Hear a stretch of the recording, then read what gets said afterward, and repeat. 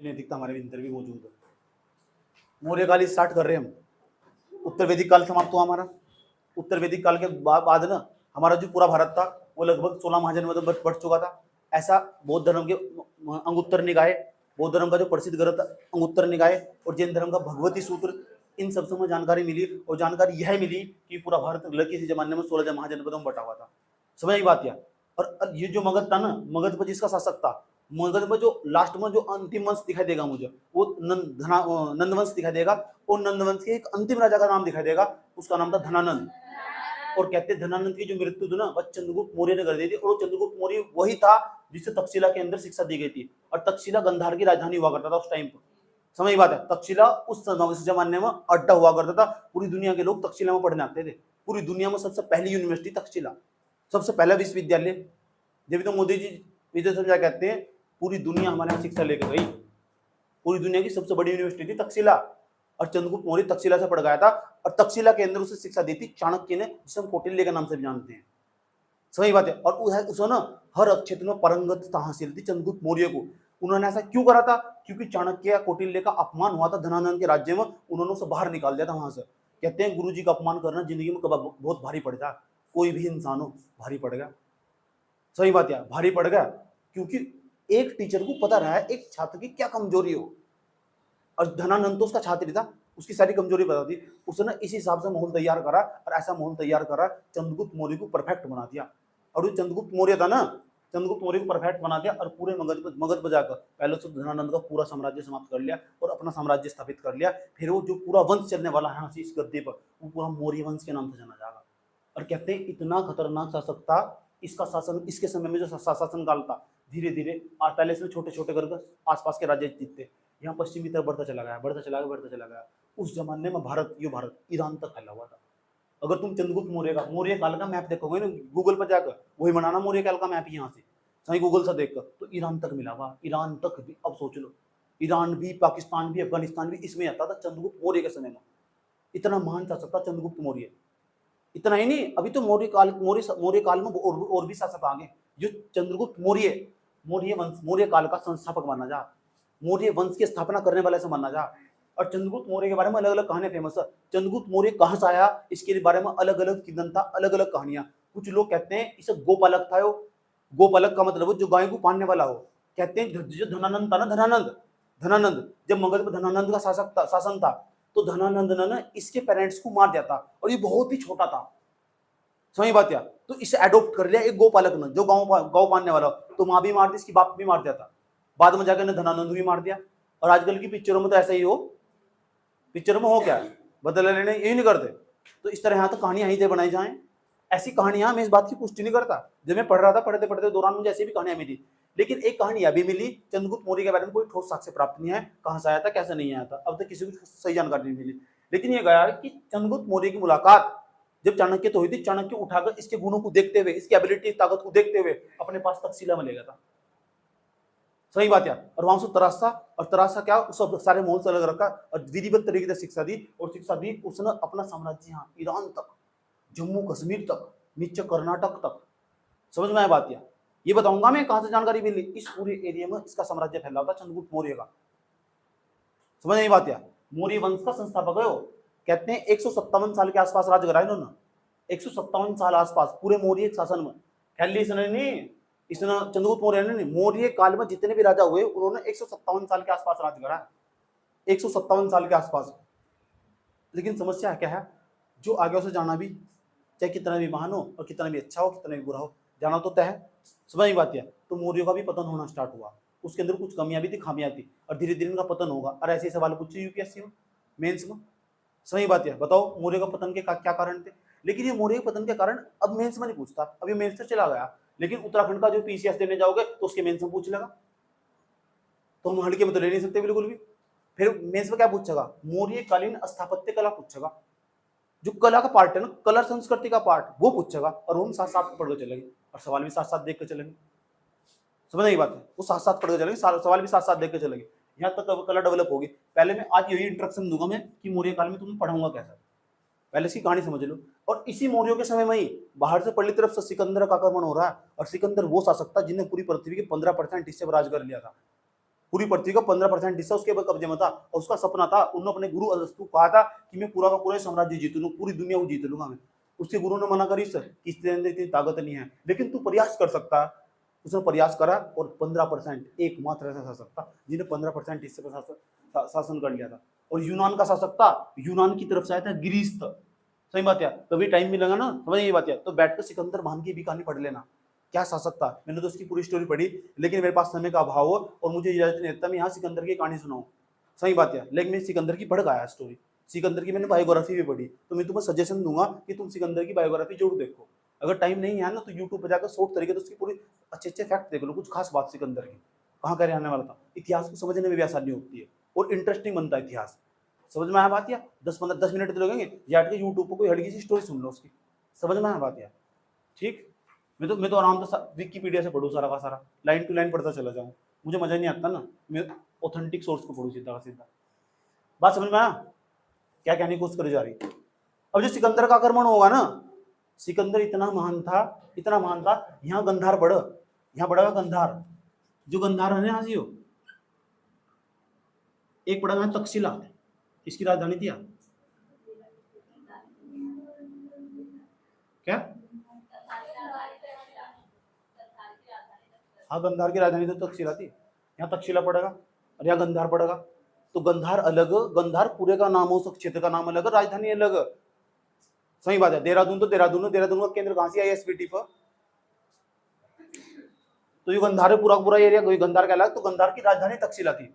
अब तक्षशिला के आसपास जो राजा था, अब जो गंधार वो जिन दो नदियों के बीच में था उनका नाम है सिंधु नदी, ऊपर सिंधु नदी और नीचे झेलम नदी, झेलम नदी। इसके बीच का जो राजा था ना, उस सारा जहां का यहाँ का जो राजा था उसका नाम था अंभी। जब सिकंदर आक्रमण करने आया ना, तो सिकंदर ने न्योता भिजवाया अंभी के पास कि बताओ क्या करना, युद्ध करने की इच्छा है या फिर हमारी अधीनता स्वीकार करते हो? तो अंबी ने घुटने टेक दिए, कह रहा मेरे पास इतनी सेना नहीं है और मुझे कोई मतलब नहीं है।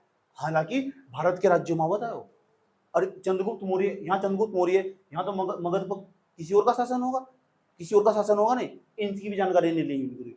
इसका इसे कहते हैं गद्दारी करना। अगर यहाँ चंद्रगुप्त मौर्य का शासन था तो फिर यहाँ गड़बड़ी तो उसके साथ हुई, लेकिन यहाँ इस टाइम पे धनानंद का शासक था। किसका? तो इसी ना जो तक्षशिला के अंबी था, उसने घुटने टेक दिए, उसने कहा मैं आपकी अधीनता स्वीकार करता हूँ, क्योंकि सिकंदर पूरी दुनिया पर राज कर चुका था, पूरा यूरोप, पूरा यूनान जीत चुका था। अब धीरे धीरे इधर बढ़ रहा था, ऊपर के सारे देश जीत रहे थे उसने।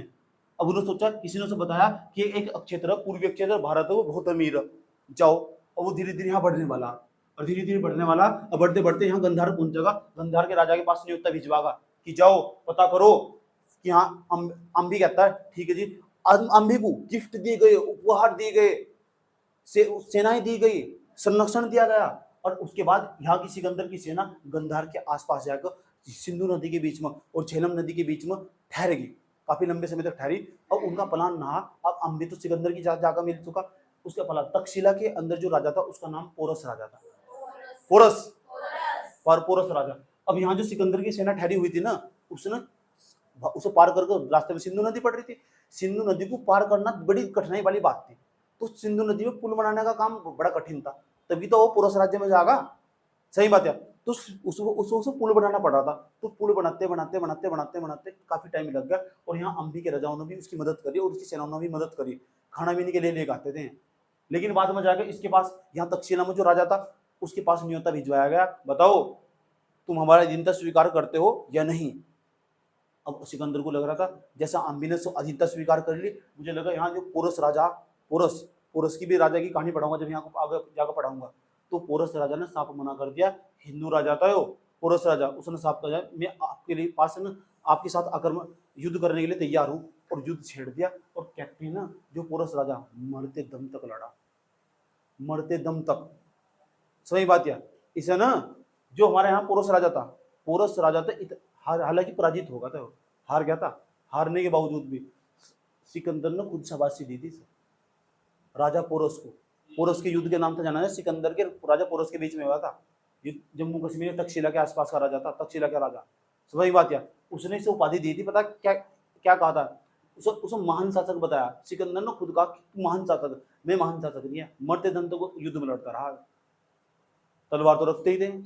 अभी हम सारा पढ़ेंगे, डोंट वरी। अभी तो ओवरव्यू दे रहा हूँ पूरा इतिहास का। इतिहास कहाँ से स्टार्ट करना है वो विधिवत तरीके से पहले लिखवाया जा रहा था, लिखवाया जाएगा, डोंट वरी। बात समझ में आया? इतना ही नहीं, कहते हैं जब सिकंदर की सेना पुल बना रही थी ना, इस सिंधु नदी के ऊपर पुल बनाया जा रहा था, जब पुल बनाया जा रहा था तो पुल बनाते बनाते आधी आधे से ज्यादा सेना से पुल बनाने में लगी थी, तैयार करने में। क्यों बना रहे थे पुल? ताकि भारत पर आक्रमण करा जा सके, सारे राज्यों को जीता जा सके। समझ आई बात? या तो ये धीरे धीरे आगे बढ़ते चले जाएंगे, और ये गंधार वाला क्षेत्र, पंजाब वाला क्षेत्र, आधे से ज्यादा क्षेत्र जीत चुका था। अब तो पोरस वाला भी उसके क्षेत्र में चला गया था।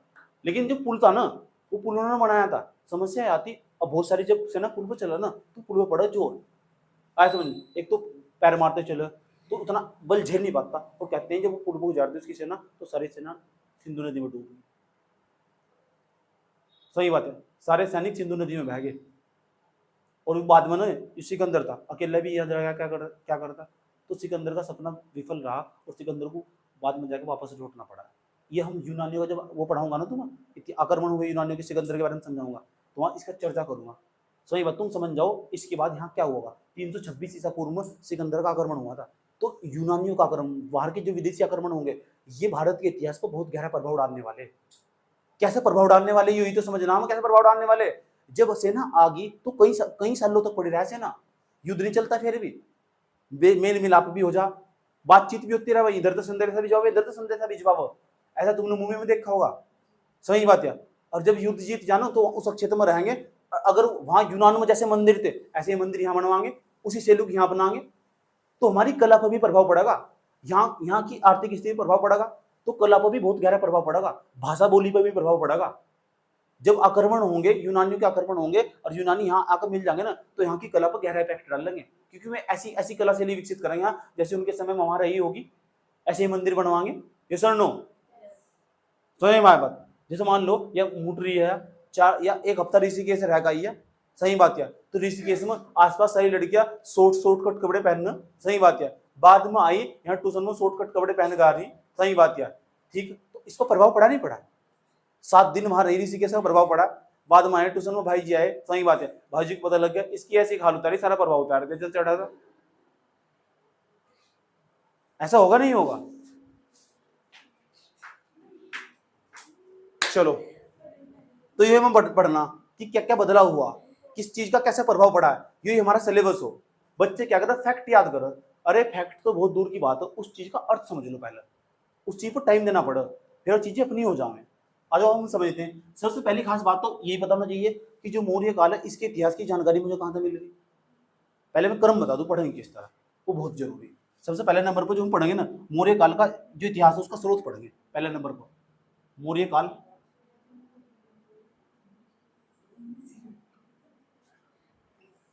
के इतिहास। मौर्य काल भी कह सकूं, मौर्य वंश भी कह सकूं। काल का मतलब पूरा टाइम पीरियड 157 साल के आसपास, 185 ईस्वी की, 322 ईस्वी से लेकर 322 से लेकर 120 ही होगा।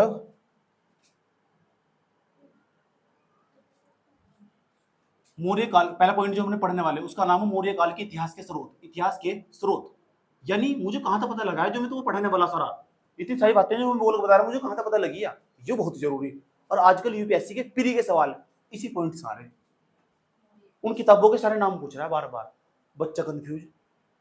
सही बात है, उन अभिलेख के नाम पूछ रहा है, बताओ कि किस तरह रिलेटेड हो। सही बात है, यूपीएससी की निगाहें आजकल यही सी, और मैं इसे बहुत डिटेल से पढ़ाने वाला, ताकि तुम बता सकूं कहां से जानकारी मिली मुझे, और कहां कहां रखी हुई कौन सी चीज है यार, कैसे पढ़ा रहा मैं तुम्हें भाई मौर्य काल। हम तो अब उठाओ, अब चुपचाप जाओ रामचरण शर्मा की किताब पढ़ लो जाएगा कक्षा 11 की, और वहां तो सारी इतिहास की जानकारी मिला। वहां किसने लिखी है, वो तो रामचरण शर्मा ने लिखी है। रामचरण शर्मा कौन है? प्रोफेसर हिस्ट्री का, उसने सारा इतिहास स्टडी करके एक किताब में कंपाइल कर दिया। लो वही बात है जो हो। तो मौर्य काल के इतिहास के स्रोत पढ़ेंगे। सबसे पहली बात, जानकारी कहां से मिली, दूसरे नंबर पर जाओ। जब मौर्य काल के इतिहास के स्रोत पढ़ेंगे, और दूसरे नंबर पर हम पढ़ेंगे जो मौर्य, इस पूरे भारत पर जिसका शासन होने वाला, उसका नाम है, मगध को जो सबसे पहले जाने वाला उसका नाम है चंद्रगुप्त मौर्य। तो उसका पूरा इतिहास जानेंगे, जन्म कुंडली मरण सब जानेंगे इसके बारे में। तो उसके बाद हम ये जानेंगे चंद्रगुप्त मौर्य का इतिहास, चंद्रगुप्त मौर्य का इतिहास, मौर्य का इतिहास, महान शासक था ना, इसका सब कुछ जानेंगे। तीसरे नंबर पे चले जाओ। तीसरे नंबर पर चंद्रगुप्त मौर्य के बाद जो आने वाला है ना, उसका नाम होगा बिंदुसार। तो बिंदुसार का इतिहास जानेंगे। बिंदुसार का इतिहास, इसी के पुत्र का नाम तो अशोक, जो भारतीय इतिहास में महान की संख्या दी गई। चौथे नंबर पर जाओ, अशोक का इतिहास। अशोक का इतिहास, सही बात है। इसके बाद 5वें नंबर पर जाओ। 5वें नंबर पर हम क्या जानेंगे? मौर्य साम्राज्य था जो, इसका पतन कैसा हुआ, कहां चला गया। इसके बाद कौन आने वाले? इसके बाद गुप्त आने वाले। सही बात है। लेकिन इससे पहले समस्या पता क्या होगी? भारत छोटे, ये पूरा भारत ना छोटे छोटे राज्यों में बन जाएगा। सुंग वंश, कुषाण वंश, छोटे छोटे राज्यों में बढ़ जाएगा। उसके बाद क्या होगा? इस पूरे भारत पर एक और वंश आने वाला, उसका नाम गुप्त वंश होगा। और गुप्त वंश को बहुत सारे राजा आएंगे, समुद्रगुप्त, श्रीगुप्त, स्कंदगुप्त। सही बात है। अशोक का इतिहास। उसके बाद हम पढ़ेंगे कि यार जब अशोक ना संन्यास ग्रहण कर लिया था कलिंग के युद्ध के बाद, तो फिर ऐसा क्या हुआ कि मौर्य साम्राज्य का धीरे धीरे पतन होगा। एक राज्य, एक पूरे साम्राज्य को संभालने के लिए एक योग्य राजा भी बहुत जरूरी हो। समझ बात है? ठीक, चलो उसके बाद हम सही मौर्यों का, मौर्यों के पतन का कारण, पतन का कारण 6ठे नंबर पर सवाल पूछे जाऊंगा। फिर हम जानेंगे मौर्यों की प्रशासनिक व्यवस्था कैसी थी, ये बहुत जरूरी है। वहां का प्रशासन कैसे चलाते थे मौर्य, यहाँ तक भर भर का सवाल पूछा जाएगा कि मौर्यों का प्रशासन, मौर्य की प्रशासनिक व्यवस्था।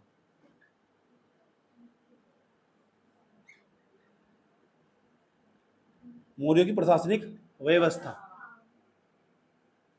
6ठे नंबर पर।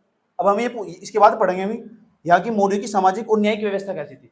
मौर्य की सामाजिक और न्यायिक व्यवस्था, मौर्यों की सामाजिक और न्यायिक व्यवस्था 6ठे नंबर पर चल जाओ। अब ये कुछ कहावतें भी, इनकी आर्थिक स्थिति कैसी थी, समझ बात है। तो मौर्य की हम आर्थिक स्थिति भी जानेंगे और प्रशासनिक व्यवस्था जानेंगे हम साथ साथ में। आर्थिक व्यवस्था और कला, मौर्यों की कला, कला का पार्ट भी इसमें देखने वाले हैं, अलग नहीं पढ़ने वाले। मौर्यों की कला, राजकीय और लोक कला, राजकीय और लोक कला। एक तो राजकीय कला हो, राजकीय और लोक कला, ये पढ़ने वाले हैं। ऐसा करके हमारा जो मौर्य काल पूरा तब समाप्त होगा, मौर्य काल। और जो इसकी सामान्य जानकारी थी मैंने बीच में शुरू में आई थी, बहुत कुछ इंट्रोडक्शन में बताया था। हमारा पढ़ने का ये खेल होगा, ये खेला होगा मौर्य काल के इतिहास के स्रोत। और दूसरा क्या होगा, क्योंकि अगर जितना इतिहास पढ़ते जाओगे ना, अगर मैं नहीं सुनूंगा यहाँ से तो बहुत कम चांस है तुम्हारे पक्का होगा। सही बात है। इसीलिए मैंने प्लान बनाया कि मैं जो भी पढ़ाऊंगा यही सुनूंगा, चाहे कम पढ़ाऊं। याद भी तो होना जरूरी हो, पता लग रहा है याद कुछ है ही। अब नोट कर लो इसे, ये रोक क्लास में।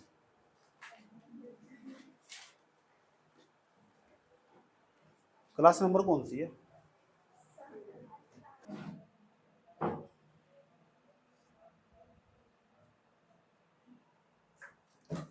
अब हम भैया बात करने वाले पता कौन से, जो मौर्य काल है ना, इसकी जो इतिहास है उसकी जानकारी कहां से मिली। What is the source of the Mauryan empire, Maurya काल का सोर्स क्या है, स्रोत क्या है, ये जानकारी देखनी है।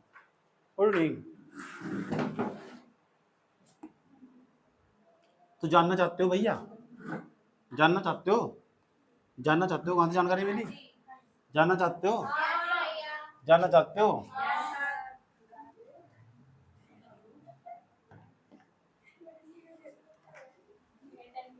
पहले ट्यूशन डेली जाएगा, ठीक है। मौर्य काल के इतिहास के स्रोत, मौर्य काल का जो इतिहास है उसकी जानकारी के स्रोत कहां से मिले, स्रोत क्या है इसके। तो इसकी जानकारी के दो स्रोत है। कितने? पहले स्रोत का नाम है, एक तो साहित्यिक स्रोत, जो इतिहास है ना उसके बता, इतिहास की जानकारी के दो स्रोत है मौर्य काल के इतिहास की जानकारी। गौर तो समझ लेना, ये डायग्राम बड़ा काम का। मौर्य काल का जो इतिहास है उसकी जानकारी के दो स्रोत है। स्रोत को हम दो भागों में बांट सको, जितने भी स्रोत है। पहले नंबर पर जितने भी स्रोतों से दो भागों में डिवाइड कर लो। नंबर फर्स्ट, नंबर एक तो ऐसा जो किताब, कॉपी मिल रही, सब चीजें, सही बात है, ग्रंथ मिल रहे, उसे बोलेंगे साहित्यिक स्रोत। तो एक तो साहित्यिक स्रोत,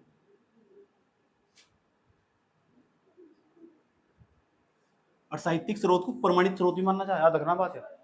लेकिन अभिलेख ज्यादा प्रमाणित स्रोत हो, सही बात है। एक को अभिलेख मिलेंगे, क्या मिलेंगे? अभिलेख। तो बताइए इस काल में, इस काल के जो राजा आने वाले, उनके द्वारा कुछ अभिलेख लिखवाए गए। जैसे हमारे पास अशोक थे, उन्होंने बहुत सारे अभिलेख लिखवाए थे। एक ही राजा नहीं, बीच बीच में देखो चंद्रगुप्त मौर्य और जो हमारा ये दूसरा क्या कहते हैं अशोक, ये इस अभिलेख लिखवाने का बहुत शौक है।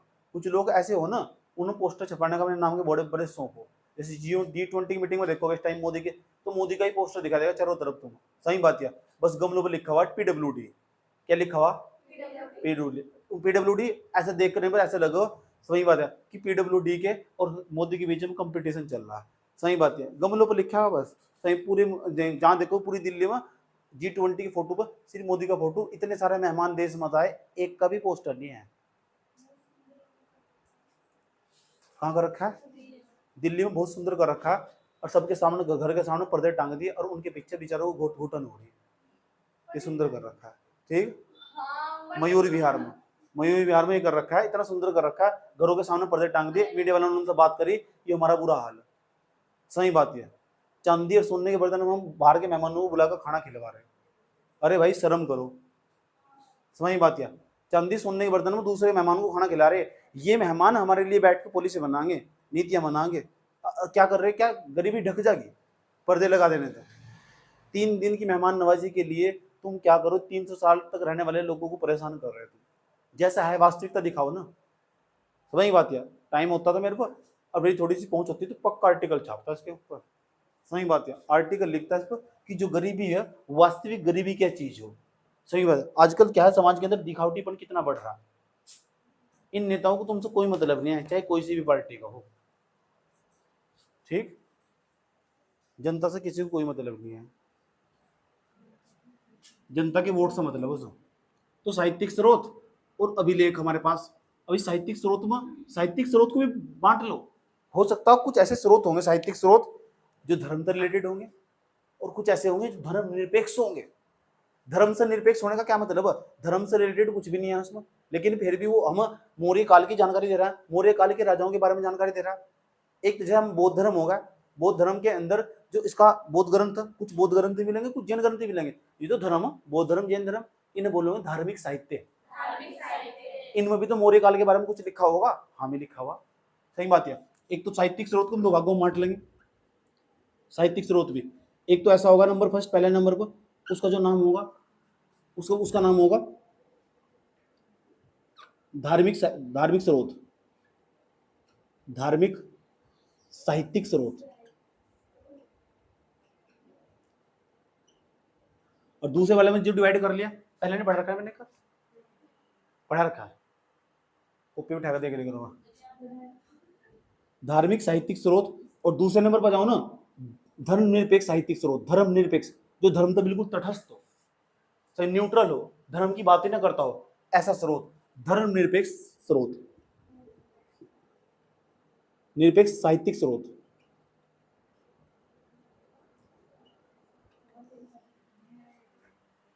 ऐसी तो वर्ड देकर पूछे यूपीएससी, करना पड़ा, मजबूरी बन गई मेरी, सही बात है। इस लेवल पर जाकर पूछ रहा है, ये पूछा कि धार्मिक साहित्यिक स्रोत या धर्मनिरपेक्ष साहित्यिक स्रोत। लोगों को बस स्रोत पता है, यहाँ तो इतिहास की मौर्य काल की जानकारी मिल रही, लेकिन जो अपना लेवल बढ़ागा वो ऐसा करके पूछेगा, नहीं पूछेगा कि जो ग्रंथ, जो अंगुत्तर निकाय है, ये भगवती सूत्र, जो कौन सा साहित्यिक स्रोत है, ये तो पता। साहित्यिक स्रोत, साहित्य लिखा हुआ मिला में कुछ, साहित्यिक स्रोत कौन सा हो? वो धर्मनिरपेक्ष, धर्म साहित्यिक स्रोत, धार्मिक साहित्यिक स्रोत मांगा या धर्मनिरपेक्ष साहित्यिक स्रोत मांगा? वो धार्मिक साहित्यिक स्रोत मांगा, क्योंकि वो धर्म, बौद्ध धर्म, जैन धर्म। तो फिर इधर जो आगा धर्मनिरपेक्ष, इसे भी जानेंगे। ऐसी कोई किताब मिली होगी, हाँ, ऐसे बहुत सारे लेखक हुए, उन्हें धर्म तो कोई मतलब ही नहीं था, उन्होंने किताब लिखी और किताब के अंदर चंद्रगुप्त मौर्य काल के बारे में बहुत सारी चीजें लिखी थी, ऐसा समझ में। जैसे मुद्रा राक्षस विशाख दत्त की मुद्रा राक्षस, तो वे धर्मनिरपेक्ष था, समझ बात या? उनसे भी हमें मौर्य काल की जानकारी मिल रही। अरे सवाल पक्का पूछा जाएगा, अब बहुत डेप्थ में जाकर सवाल बन जाए। फिर किताब के सवाल लगाओ तो हम सोचे कैसे वर्ड दे दिए, फिर कठिनाई नहीं पैदा होने की ना, सही बात है। लेकिन धार्मिक साहित्यिक स्रोत को भी दो भागों बांट सको, कितने? अब धर्मनिरपेक्ष साहित्यिक स्रोत कौन से हो, तो साहित्य सुन लो ध्यान लगेगा, एक तो हमारा स्वदेशी साहित्यिक स्रोत, कौन सा? एक वो विदेशी साहित्यिक स्रोत। साहित्यिक स्रोत को हम दो भागों बांट सको, नंबर फर्स्ट एक होगा स्वदेशी, स्वदेशी। अच्छा अभिलेख इसे बांट दो, अभिलेख में हम क्या क्या पढ़ेंगे, इसे भी समझ लो, अभिलेख में क्या क्या पढ़ेंगे। पहले नंबर पर हम पढ़ेंगे शिलालेख। शिलालेख जानते हो क्या हो? क्या हो शिलालेख? एक इस टाइप की एक पत्थर ले लिया, फ्लैट कर लिया और ऐसा करके ना उसके ऊपर लिखवा दिया कुछ, जैसे अशोक ने लिखवाया था कालसी का शिलालेख, जो देहरादून में मौजूद है, सही बात है। उन्होंने बहुत कुछ लिख रखा है उसके बारे में, प्रशासन के बारे में बहुत कुछ लिख रखा है। उसने लिखा कालसी शिलालेख पर मैंने ना इस उत्तर के राज्य में लोगों के लिए चिकित्सा की और पशुओं के लिए चिकित्सा की व्यवस्था करवा दी, कालसी शिलालेख पर लिखा हुआ है। ऐसी भाषा में लिखा जैसे मैंने बदल के बताया, पाली भाषा में लिखा हुआ, सही बात है, ठीक। दिक्कत तो नहीं आया तक? कौन सा शिलालेख? ये शिलालेख पता लगा क्या हो? शिलालेख हम जानकारी जुटाएंगे मौर्य काल की। दूसरा एक हो हमारे पास स्तंभ लेख, स्तंभ लेख, ये क्या हो? एक पूरा पिलर होगा, बहुत बड़ा ऐसा करके पिलर होगा, उस पर लाइन टू लाइन बातें लिखी रहेगी, पिलर खंबा जैसा हो, ठीक, उस स्तंभ लेख बोल रहा। एक गुहा भित्ति, गुफा के अंदर जाओगे, केव के अंदर, गुफा के अंदर जाओगे और उसके अंदर कोई सुंदर सा पत्थर देखोगे, उसके अंदर सुरक्षित रहेगा, बारिश भी नहीं पड़ रही है उसके ऊपर, सही बात है, आसपास का एनवायरमेंट का भी फर्क नहीं पड़ने का, वहां कुछ लिखवा दिया हो, उसको गुहा भित्ति लेख बोल लो, गुहा भित्ति लेख, भित्ति लेख, सब जानेंगे अच्छी तरह। अब हम समझेंगे इस साहित्यिक स्रोत ये कितने प्रकार के, पहले हम साहित्यिक स्रोत के बारे में जानेंगे। साहित्यिक स्रोत दो प्रकार के होंगे हमारे, एक तो धार्मिक साहित्यिक स्रोत होगा, एक धर्मनिरपेक्ष साहित्यिक स्रोत होगा, तो इसे हम पढ़ेंगे, डोंट वरी। लेकिन इससे पहले भी समझ लो साहित्यिक स्रोत, हेडिंग यानी ना साहित्यिक स्रोत, मैं इसी हेडिंग को बना रहा हूँ और इसका इसे पकड़कर सारा समझाऊंगा नीचे से आगे, समझ रहे क्या कहने की कोशिश करी जा रही? मैं साहित्यिक स्रोत हेडिंग बना रहा हूँ और साहित्यिक स्रोत दो प्रकार के होंगे, एक तो जो हमारे देश में मिला और एक जो दूसरे देश में मिला। एक तो ऐसा होगा साहित्यिक स्रोत जो हमारे देश में मिला, एक होगा जो दूसरे देश में मिला। साहित्यिक स्रोत का मतलब समझ रहे हैं? कोई किताब होगी, उस किताब के अंदर मौर्य काल के राजाओं के बारे में बहुत कुछ लिखा हुआ, उस किताब को हम साहित्यिक स्रोत कहते हैं, समझ बात है, ठीक। अरे तो भाई तुम यहाँ पढ़ रहे हो, तुमने मेरे जीवन काल के, सही बात है, तुमने 2-3 साल तो देख ही लिए, किसी ने 4-5 साल देख लिए, और कुछ धर्म ऐसे भी होंगे जो मेरे जीवन तक काफी प्रभावित होंगे, बाद में जाकर मेरे साथ कुछ ऐसे अनहोनी घटना घट चला जाऊं तो तुम स्टोरी तो लिखोगे, ये अलग लिखेगी, अलग लिखेगी, अलग लिखेगी, अलग लिखेगी, सही बात है। पता लग रहा है या लड़की विदेश में चली गई तब भी जाके इसने मेरी स्टोरी लिखी, सही बात है। तो इसके द्वारा जो किताब लिखी हुई मार्केट में आ गई, लेकिन इसने अमेरिका की नागरिकता ग्रहण कर ली, सही बात है। तो इसके द्वारा जो स्रोत लिखा जाएगा वो विदेशी साहित्यिक स्रोत कहलाएगा, ये स्वदेशी साहित्यिक स्रोत कहलाएगा। और तुम जो लिखोगे कौन सा? अब बात समझ में आएगी क्या है? इसे मौर्य काल को जो समय देखा होगा, जिन लेखकों ने समय देखा होगा, सही बात, और जो विदेश में आए होंगे, या घूमने ही आया हो, चाहे चक्कर ही मारने आया हो यहाँ से, सही बात है, फिर वहां चला गया होगा, इसके बारे में सब कुछ लिखेगा, लिखेगा नहीं लिखेगा। ऐसे कितने बच्चे थर्मस जो कहीं कभी घूमने गए होंगे और उसके बाद बहुत अच्छा लगा होगा और लिखा कि मुझे इस बात को लिखना चाहिए। दो ही कहीं गए और मुझे लिखना चाहिए, अपनी लव स्टोरी नहीं कह रहा मैं, कहीं घूमने गए, अपनी लव स्टोरी सबूत लिखना का मन क्या क्या कहीं भी तुम गए हो, ऐसे कितने, ऐसे सुन लो, ऐसे कितने धर्म तो कि तुम्हें लग रहा है कि तुम पूछने टाइम हुआ बहुत खालीपन सा महसूस हुआ, तुम लगी कुछ लिख लेना चाहिए, ऐसा हुआ कुछ लिख लेना चाहिए, तेरे साथ नहीं हुआ ऐसा? अगर किसी बच्चे को ऐसा लग रहा ना, इस बात की पहचान हो साइकोलॉजी के मुताबिक कि वो इंसान मेच्योरिटी की अवस्था में आ चुका, और जिस इंसान को ऐसा लग रहा ना बचपन है वहां,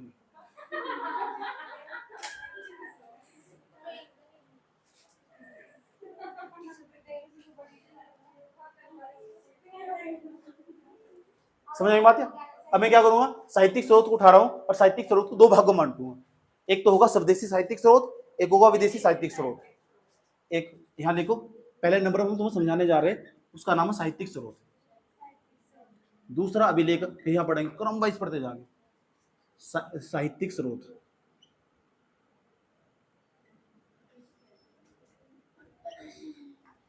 दूसरा भैया, साहित्यिक स्रोत को दो भागों में बांट लेते हैं। नंबर एक होगा हमारा स्वदेशी साहित्यिक स्रोत, स्वदेशी, जिन्होंने यही रहकर लिखा, स्वदेशी साहित्यिक स्रोत। और दूसरा विदेशी साहित्यिक स्रोत।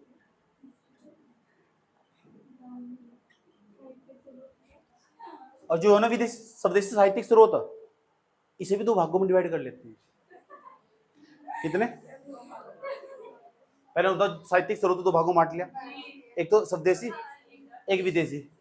अब स्वदेशी साहित्यिक स्रोत को दो भागों में बांट लो, ये कर दो खैर स्वदेशी स्रोत को, धार्मिक साहित्यिक स्रोत, धर्मनिरपेक्ष, इसके नीचे तो आगा और क्या है।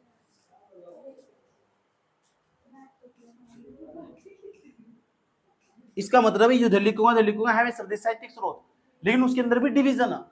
कुछ ऐसे होंगे जो धार्मिक होंगे, कुछ ऐसे होंगे जो धर्मनिरपेक्ष होंगे। नहीं तो अगर तुम ऐसे लिखते तो कठिनाई पैदा हो जाती, तुम अगर चार्ट ना बनाता तो। सही बात है, अगर एक चार्ट बनाया जा रहा है तो तुम्हें 50 लाइन बचेगी तुम्हारी। समझ में आया बात या नहीं? नु क्या हो ना, पढ़ने में कठिनाई पैदा हो। अब नु सोच रहे हो ये तो नहीं बटने का, तो आप घूमो। सही बात है, नहीं बटने का इतना ही बहुत।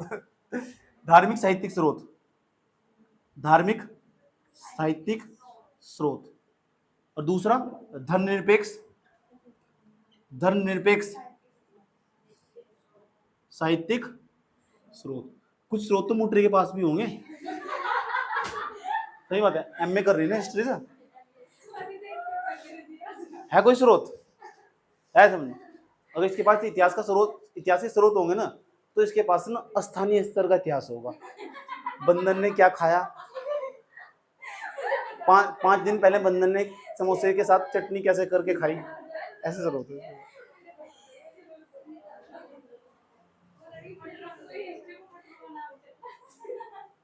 सही बात है, पढ़ने की इतनी वैरायटी दिखाएगी मोटरी। सही बात है, सामने खाना बना रही, साइड में कॉपी रख रखी, बराबर में परोली बैठी हुई। परोली बैठी हुई, अभी बता दो रहा तुझे। दूसरा, इतनी नहीं पढ़ने की इतनी और एक्टिंग, वो कॉपी अगले दिन फिर कॉपी इसकी वहीं ओस मरक का भीगेगी।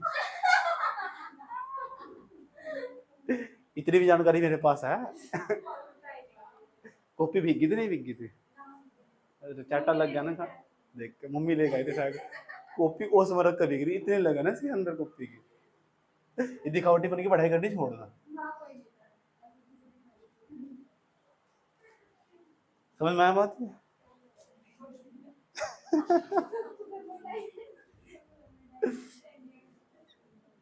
कहना चैम्प का यूं कह रहा, पता क्या कह रहा, मैं कह रहा भाई जी पता क्या कर रहा है, रात को 12 बजे के बाद ना पेन खड़काओ जान के। उस तो क्या हो, जब मैं पढ़ने वाला हूँ ना, सही बात, जब मैं पढ़ने वाला हूँ तो मुझे बहुत जलन सी हो कि तू क्यों सो रहा है, जान का मैन खड़काओ ताकि इसके पापा को लगे पढ़ रही है। जल्दी सोचोगे। तो धार्मिक शरीर समझ लो, बौद्ध ग्रंथ, जिस तरह इसकी तरह मेहमानों के सामने बता क्या करते 10वीं क्लास। यहाँ की आरटी सर बैठा रखी, मेहमानों के सामने 4 बार चक्कर मार। इनके मेहमान को लोंडी इतनी मोटी किताब पढ़ रही है, इनके मामा मन कह रहे कौन सी किताब दे रखी है उसे। बौद्ध ग्रंथ। उसके बाद है जैन ग्रंथ, उसके बाद है पुराण। इनमें सब में धर्म की बात कर रखी है, इसमें बौद्ध धर्म, इसमें जैन धर्म, इसमें हिंदू धर्म। लेकिन जानकारी मौर्य काल की देंगे, जानकारी मौर्य काल की देंगे, लेकिन धर्म तो रिलेटेड तो है। सही बात, धर्म तो रिलेटेड तो है, क्योंकि इस समय धर्म यहाँ पनप रखे थे ना, तो यहाँ के जो धर्म को चलाने वाले धार्मिक नेता होंगे उनको तो कुलकुली मारेगी ही। सही बात है, कुछ ना कुछ तो लिखेंगे ही, तो क्या लिखेंगे, उन्होंने सोचा मौर्य काल का इतिहास ही लिख दे। सही बात है, तो मौर्य काल के बारे में कुछ जानकारी यहाँ तो जुटा सकते हैं, जुटा नहीं कुछ, लेकिन समझ बात है। अब धर्मनिरपेक्ष साहित्यिक स्रोत कौन कौन से, बहुत सारी किताबों के नाम बता रहा हूँ, पुस्तकों के नाम, लेकिन धर्म तो उनका कोई लेना देना नहीं है, धर्मनिरपेक्ष। लेकिन भारत के ही है, जब भारत के ही है जब तो स्वदेशी कह रहा हूँ, जब भारत कह दिया है तो जब तो स्वदेशी कह रहा हूं, सही बात है। लेकिन जब बौद्ध धर्म को पढ़ोगे इसका डिवीजन नहीं घबराओ ना। अब धर्मनिरपेक्ष, जो धर्मनिरपेक्ष है ना, इसे बांटते हैं कई भागों में, 2 3।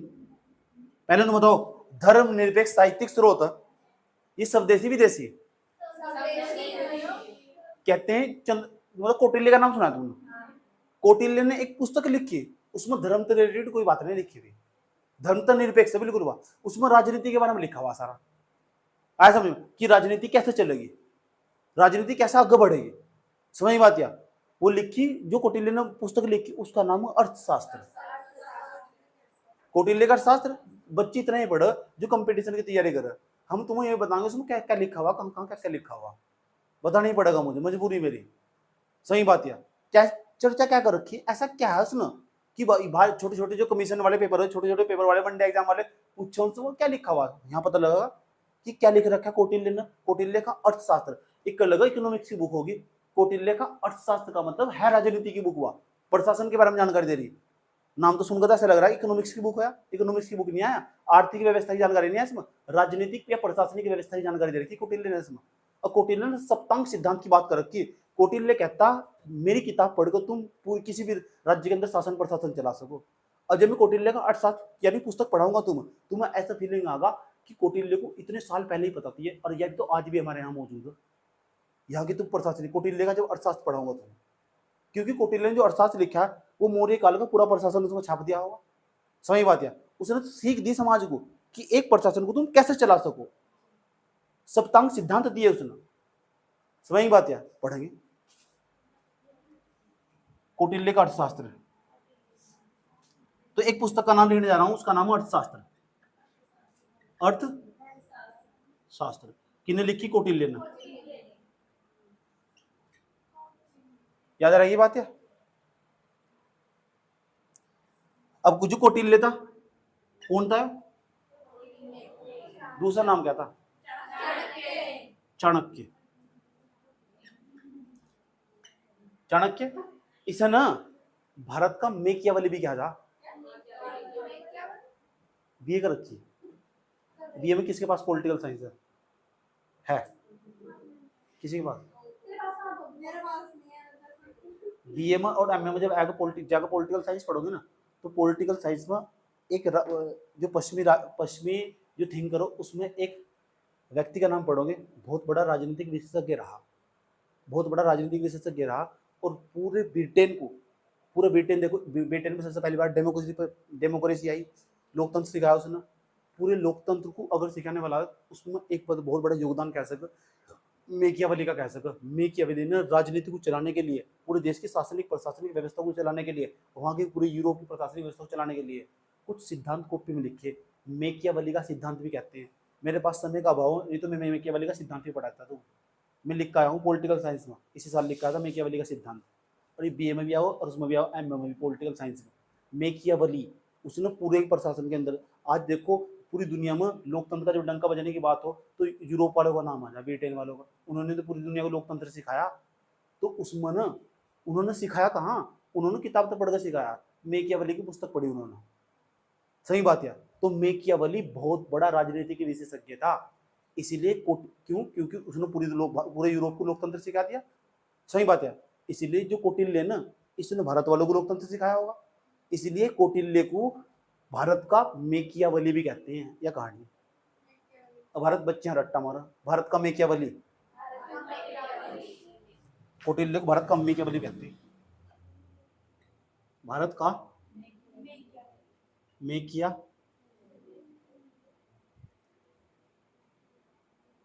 टाइम मिले तो पढ़ो यार कभी, भारत का मेकियावली का सिद्धांत, मेकियावली का न्याय का सिद्धांत, मेकियावली का राजनीति का सिद्धांत, बहुत सारे सिद्धांत दे रखे हैं इन्होंने, समझ में आया बात? या ये तो अर्थशास्त्र पुस्तक का नाम बताया मैंने तुम।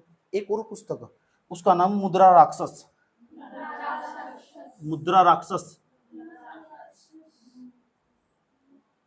ये लिखी थी विशाख दत्त ने, विशाख दत्त। तुम क्या सोच रहे मैं इतने पे छुड़वा दूंगा? अरे भाई पूरा अर्थशास्त्र पढ़ाऊंगा, पूरा दिखाऊंगा अर्थशास्त्र क्या लिखा हुआ इसके अंदर, क्या खास बात है इसके अंदर, कहाँ तक सवाल बना सके भविष्य में। मुद्रा राक्षस है ना, इस किताब को दिखाऊंगा पलट कर, तुम देखो इसके पन्ने पलट कर क्या है यार। ऐसा नेट पे क्या नहीं है आज, ढूंढने में क्या नहीं मिलता। सही बात है, तो अभी अभी पढ़ाई छोड़ दो और गूगल पर जा टाइप कर शादी.com, अभी पति मिल जाएगा तुझे। सही बात है। कौन कह रही साहब, बदतमीज है तू। वहां जा, शाहरुख खान ने 0 पिक्चर में 55 बाई रोल कर रखा है। क्यों नहीं मिल सकता? फील कर उस चीज को, एनालाइज कर। क्यों नहीं मिल सकता? हाइट छोटी कटवा ले, करवा का पैर कटवा ले नीचे, तो उसमें मिल जाएगा। क्या दिक्कत हो रही है? सर्जरी करवा ले नीचे पैरों को।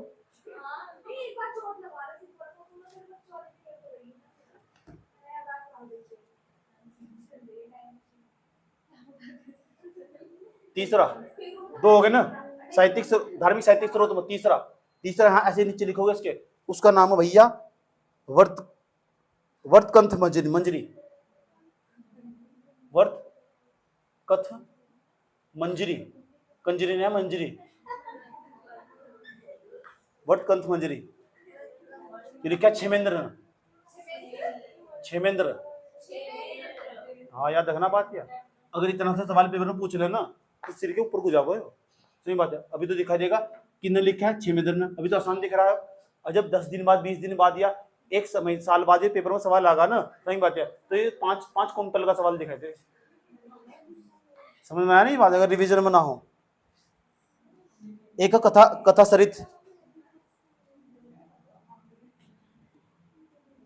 सरित मसार, चौथे नंबर पर कथा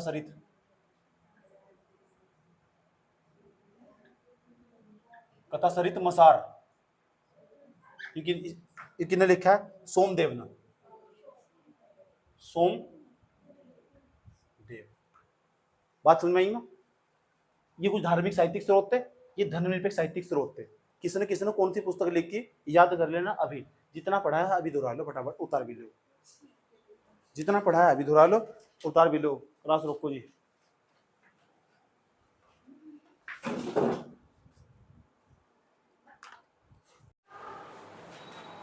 लोग कौटिल्य के अर्थशास्त्र की बात करते हैं, बस इतना याद करते हैं, जो वनडे एग्जाम वाले इतना याद करते हैं, अर्थशास्त्र किसने लिखा? कौटिल्य ने। अरे कुछ होगा भी इसमें? क्या है वो? कब प्रकाशित हुआ है? क्या बीमारी है? थोड़ा डेप्थ में जानना। तुम सिविल सर्विस के बच्चे हो, तुम थोड़ा सा तो डेप्थ में जाना होगा। वही 20-30 मिनट का अंतर हो, इससे तुम्हें टाइम भी ज़्यादा लगे और तुम्हारा लेवल भी ज़्यादा हैवी हो। समझ बात क्या? तो लेकिन जो अगर हम इस चीज़ को एसएससी में पढ़ो या फिर दूसरे छोटे वनडे एग्जाम इतना पढ़कर निकल जा, अर्थशास्त्र कौटिल्य और इसमें पश प्रशासन की बात कर रखी। अब क्या कर रखा है वो, और अंदर गहराई में जानने में वो सिविल सर्विस है।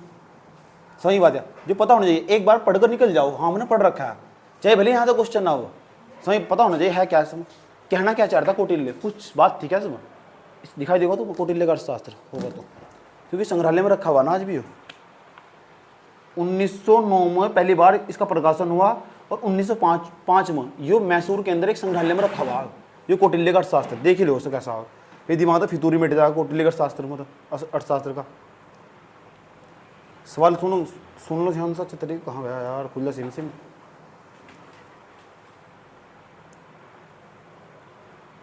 कौटिल्य का अर्थशास्त्र, कौटिल्य का अर्थशास्त्र,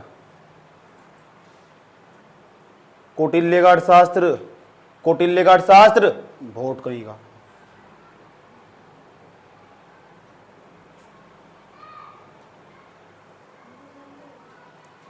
ओम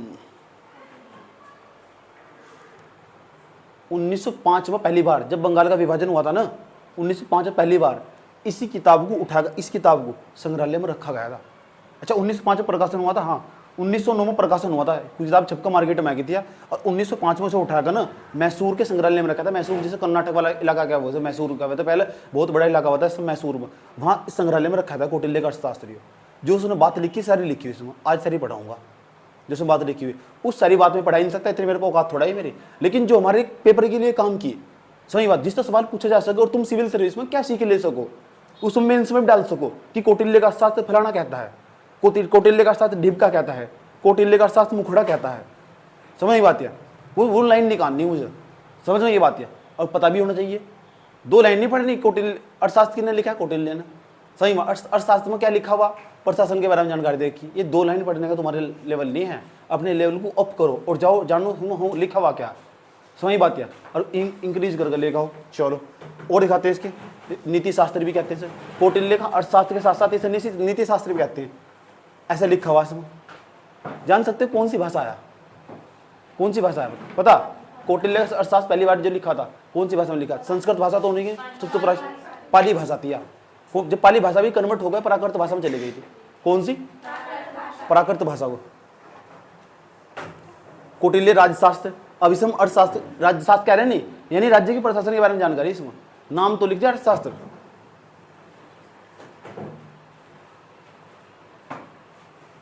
चाणक्य नीति भी कहते हैं इसमें। चाणक्य की क्या नीति थी? चाणक्य नीति भी नाम इसका, कौटिल्य शास्त्र भी है। चाणक्य क्या नीति बनाता था? सही बात है। मान लो कोई व्यक्ति बहुत चतुर और किसी को अपने बारे में रास्ता नहीं देता, चाणक्य हुई तो क्या है, चाणक्य से कहते हैं कोई भी काम कर रहे हो अपने जीवन काल में कभी किसी को बताओ ही मत उसके बारे में। सही सोचना, किसी को मत बताओ बिल्कुल भी। अगर तुमने दे दी ना तो तुम्हारी सफलता की चांस ना 90% कम हो जा। सही बात है। ये थोड़ा ही कर रहे सिविल सर्विस की तैयारी और ढोल पीट रखा, वाह। पड़ोस वाले भी कह रहे कद को मरनेगी बब्बा आईएएस। पड़ो गाँव के फोन करके पूछ कद को तेरा पेपर, कब को पेपर देने जा रही, सफलता की चांस रेट घट जाएगा उसका। मालूम ही मत होने दो। मैं नहीं कह रहा, कौटिल्य कह रहा है। मैं इसकी बात से सहमत नहीं हूँ। सही बात यार, ठीक, मैं इसकी बात से सहमत नहीं हूँ, ऐसा कुछ नहीं है।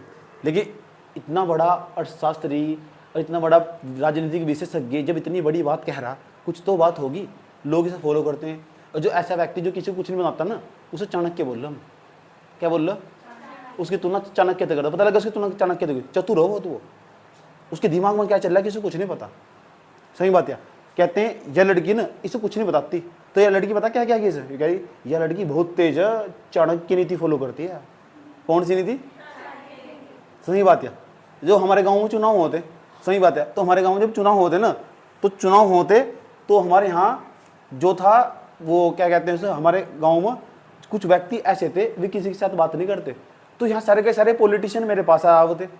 सही बात है। सोचते थे इसके पास बहुत बड़ा वोट बैंक, और मुझे किसी तो कोई मतलब ही नहीं है, मैं तो सबकी हाँ हाँ कर जाता हूँ, हमने हाँ तुम्हें भी दिला देंगे वोट। तो लोगों ने यहाँ इस चुनाव में मेरा नाम चाणक्य रख दिया। इसका मतलब समझ गए तुम क्या कहना चाह रहे थे? समझ गए? किसी की कोई जानकारी नहीं है, किस पता ही नहीं किसी की तरफ किसकी तरफ किसे वोट दे रहे, कोई जानकारी नहीं है। जानकारी इनसफिशिएंट। इसे मैंने कुछ और बताया, इसे कुछ और बताया, तो उसे कुछ और बताया, तो अब सब आपस में लोग बैठ गए होंगे, सोचे यार तुझे कुछ और बताया, मुझे कुछ और बताया, इसे कुछ और बताया। यही तो चाणक्य नीति। समझ बात है? ठीक, ये थोड़ा ही है। तो ये एक पेपर की तैयारी करने बैठे, जब तक शांति नहीं पड़ती ना, जब तक किसी को बताते नहीं। ये हो सिविल सर्विस, ये हो आईएएस, ये हो पीसीएस, खपाना भी इसको चीजों को।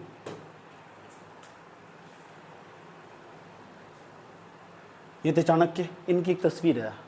सही बात है। वहाँ DSLR कैमरा तो होता नहीं, आया था नहीं इस टाइम पर कि फोटो होते 108 मेगापिक्सल का और 60 मेगापिक्सल का, और फोटो लेकर रख लेते।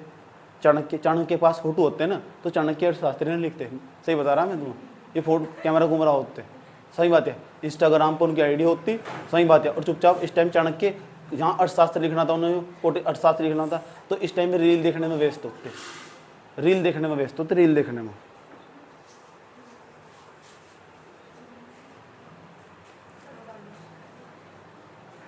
ओम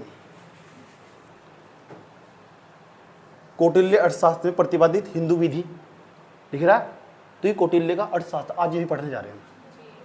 कोनो दिक्कत छो, पूरी किताब को एक पेज में समेटेंगे हैं। हाँ, जो उसके अंदर सीखो ले लेंगे, पर्सनली महर्षि बन जाएंगे। ठीक, अगर तुम्हें बनना बहुत बड़ा चाणक्य, चलानी देश की राजनीति, तो पढ़ लो अर्थशास्त्र। कोई थोड़ा मना थोड़ा ही कर रहा, तुम पढ़ लो कौटिल्य का अर्थशास्त्र।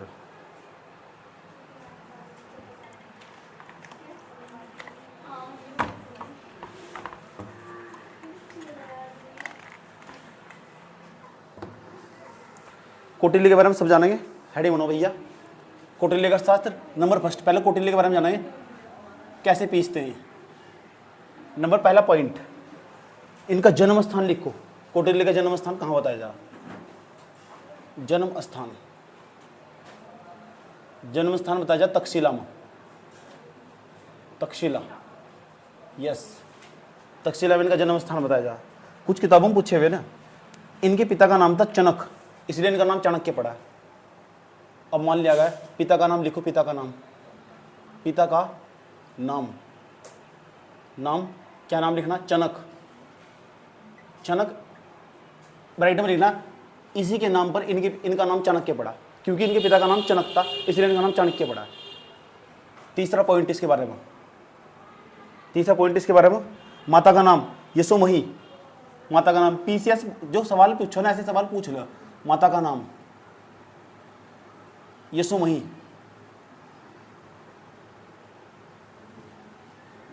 यशोमही। इसके और भी नाम, कौटिल्य के अन्य नाम, चौथे नंबर पर अन्य नाम लिखो इसके, ऐसा करके अन्य नाम, विष्णुगुप्त, बस जो भी याद रख, क्योंकि जो मैं पढ़ाऊंगा ना सुनूंगा जरूर, विष्णुगुप्त। या एक और भी नाम है इसका, विष्णुगुप्त की जगह में से ये भी कहते हैं नीतिसार, नीतिसार,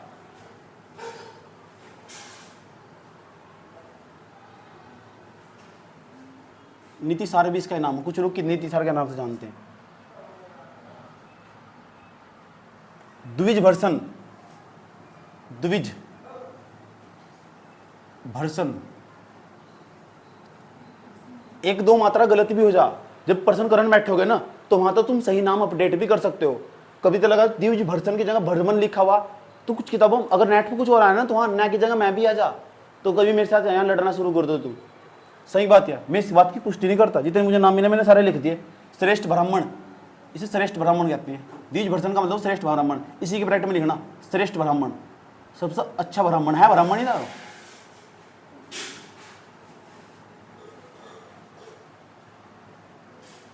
श्रेष्ठ ब्राह्मण। अब जो कौटिल्य का अर्थशास्त्र है ना, जो भी मैंने तुम किताब दिखाई इसकी अर्थशास्त्र, ऐसा करके डायग्राम बनाना और उसके बारे में कुछ खास खास बातें जानेंगे। जो कौटिल्य का अर्थशास्त्र है, जिसका भारत का संविधान के अंदर 395 अनुच्छेद और 22 भाग, इसी तरह कौटिल्य का अर्थशास्त्र पढ़ोगे ना, इसके अंदर 15 भाग, 15 अधिकरण, 15 अधिकरण कह दो या भाग कह दो, इसके अंदर 15 अधिकरण, 15 अधिकरण, अधिकरण ब्राइट में लिख देता हूं मैं, भाग 15 चैप्टर भी कह सको, ऐसा कह दो तुम, 15 अधिकरण इसके अंदर। आज तक किसी पेपर में सवाल नहीं पूछा इस तरह 15 अधिकरण, मैं डेप्थ में जाकर पढ़ा रहा हूं। सिविल सर्विस की क्लास मर्यादा रखनी पड़ेगी। खोज करता इसके, जो अर्थशास्त्र इसकी खोज किसने करी थी, सही बात है, जिसने इकट्ठा कर दिया, जैसे संकलन करता भी कहेंगे, इकट्ठा कर गई, तो पहले बिखरे पड़े थे, ये यहाँ लिखा है सर, यहाँ लिखा है, 2 पन्ने यहाँ पड़े, 4 पन्ने यहाँ पड़े, कुछ कुछ वहाँ लिखा हुआ, सब कुछ इकट्ठा करने का जो श्रेय दिया जा उसका नाम लिखो, लिखो खोज करता है, संकलन करता भी कह सको, खोज करता। अर्थशास्त्र के जो खोज करता, इनका नाम है आचार्य साम शास्त्री, आचार्य साम शास्त्री, इसका नाम बार बार पूछा जा, आचार्य श्याम शास्त्री, आचार्य श्याम शास्त्री, इसे खोज करता। तीसरे नंबर पर चले जाओ, तीसरे नंबर पर इसके अंदर 180 प्रकरण उपभाग जिसे कहते हैं, ये 15 तो भाग और 180 उपभाग, उसके अंदर भी छोटे छोटे भाग, इसके अंदर लिखो 180 उपकरण, 180 प्रकरण, प्रकरण उपभाग कहते हैं, उपभाग, ऐसे याद रखो। इसके अंदर 6000 श्लोक, कितने, 6000 श्लोक। ये भी सवाल पूछा हुआ, बताओ कौटिल्य के अर्थशास्त्र में कितने श्लोक, 6000 श्लोक है इसमें।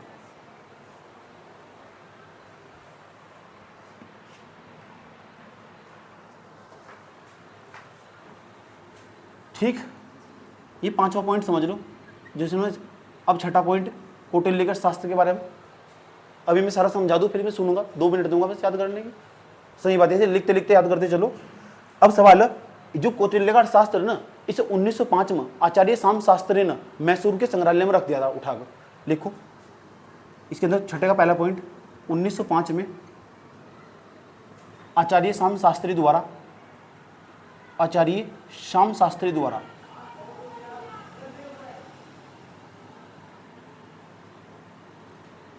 में आचार्य श्याम शास्त्री द्वारा इसे किसे, कौटिल्य के अर्थशास्त्र को, इस किताब को इसे संग्रहालय में रख दिया गया,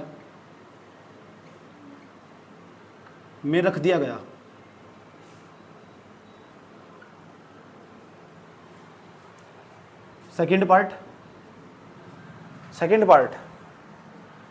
पार्ट पा जाओ। हाँ, मैसूर में लिखो 1905 में, ब्रैकेट में लिखो मैसूर।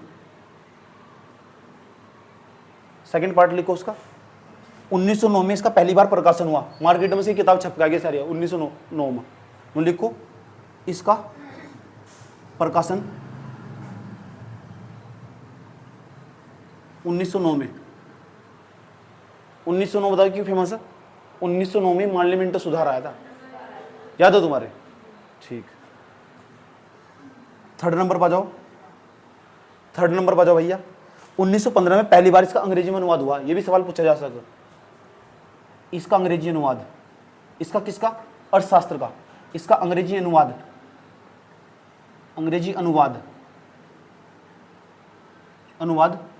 1915।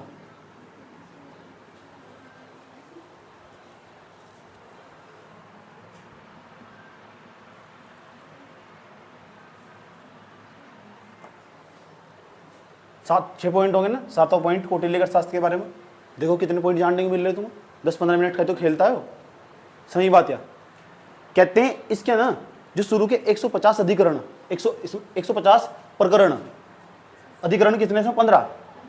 150 प्रकरणों में किस बात की जानकारी मिल रही कि पूरा मौर्य काल के अंदर प्रशासन कैसा था, मौर्य काल की प्रशासनिक व्यवस्था की जानकारी मिल रही। सुनूंगा क्या लाइन बता रहा हूं। मौर्य काल की न्यायिक व्यवस्था की जानकारी मिल रही।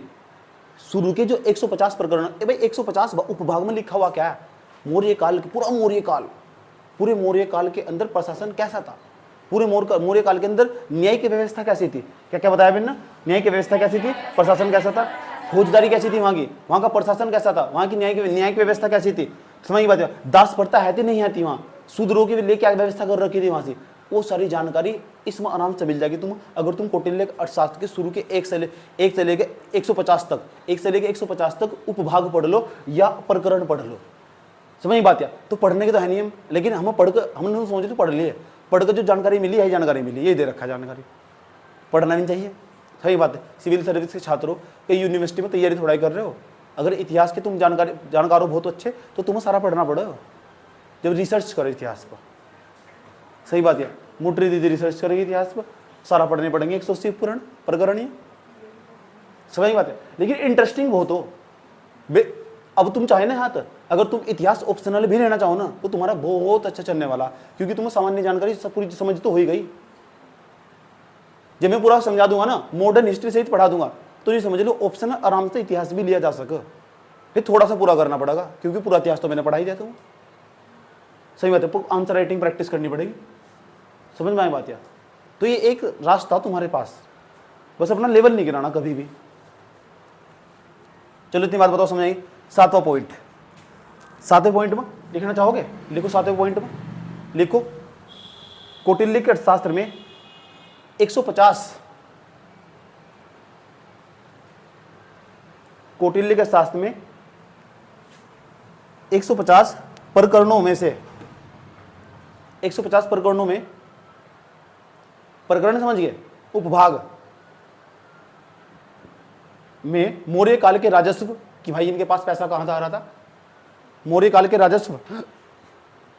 राजस्व कोमा नागरिक प्रशासन कोमा फौजदारी कोमा गुप्तचर व्यवस्था कोमा दास व्यवस्था, फास्ट लिखो, दास व्यवस्था कोमा शूद्र व्यवस्था कोमा राजा के सप्तांग सिद्धांत की जानकारी मिलती है। अब नहीं मैं बोल रहा, अपना काम करो।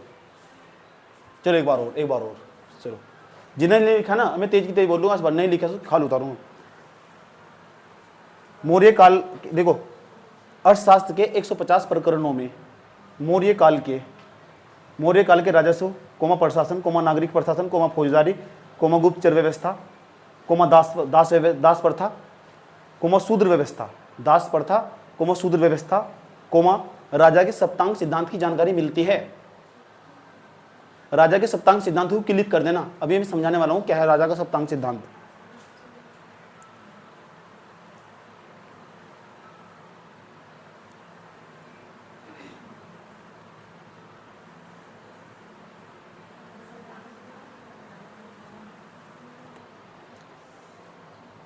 बात समझ में आई बात? या कौन से काल की जानकारी मिल रही, कहाँ से मिल रही? 150%। समझ आई? इतना डेप्थ में पढ़ना चाहिए। पिछली बार मैंने पढ़ाया था, नोट्स पढ़ते कुछ नहीं होता। समझ ये बात? या फिर सोचा चल पढ़ाई दूँ, क्या क्या फ़ायदा, फिर क्या दिक्कत होगी नहीं। और 7वां पॉइंट तो होगा, अब 8वां पॉइंट समझाने जा रहा हूँ। अब 8वां पॉइंट भी भैया गौर से समझना। सुनो, उस समय जब उस जमाने में ना जो पूरा समाज था वो 4 भागों में बटा हुआ था। सबसे जो उच्च स्तर के लेवल पर था उसका नाम था ब्राह्मण, क्षत्रिय, वैश्य, शूद्र। कौटिल्य एकमात्र ऐसा व्यक्ति था जिसने अपनी अर्थशास्त्र की पुस्तक के अंतर्गत ये कहा कि शूद्र का मतलब आर्य हो और आर्य का मतलब श्रेष्ठ हो। समझ बात है? ठीक, खुश हो गए शूद्र आर्य लोग। तो शूद्रों को पहली बार आर्य किसने कहा? कौटिल्य ने। समझ आई बात? दूसरी बात, इंपॉर्टेंट बात इसके अंदर जो मिली मुझे, दूसरा, कौटिल्य ने क्या करा? एक तो वेश्य थे, वेश्य जिन्हें ब्राह्मण वो कहते हैं बड़ी हैं, व्यापार करने का काम वेश्यों को हो। सही बात है? एक वेश्या हो, वो वेश्या अलग हो, वो महिला को संज्ञा दी जाए वेश्या की, ये वेश्य जातियों का नाम है, वेश्य। और जो दूसरे नंबर पर शूद्र, उन्होंने कहा कि तुम ना अब सेना में भर्ती हो सकते। नहीं तो पता क्या था, जो शूद्र प्रजाति के लोग इन्हें सेना में भी कोई भर्ती नहीं करता, क्योंकि पूरी सेना अपवित्र हो जाएगी। सही बात है?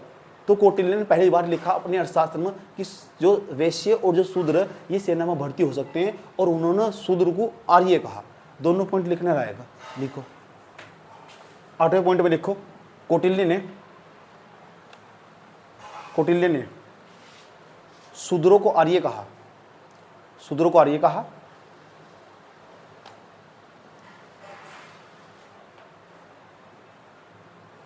अगला पॉइंट, 9वां पॉइंट बना लो। 9वां पॉइंट, कौटिल्य ने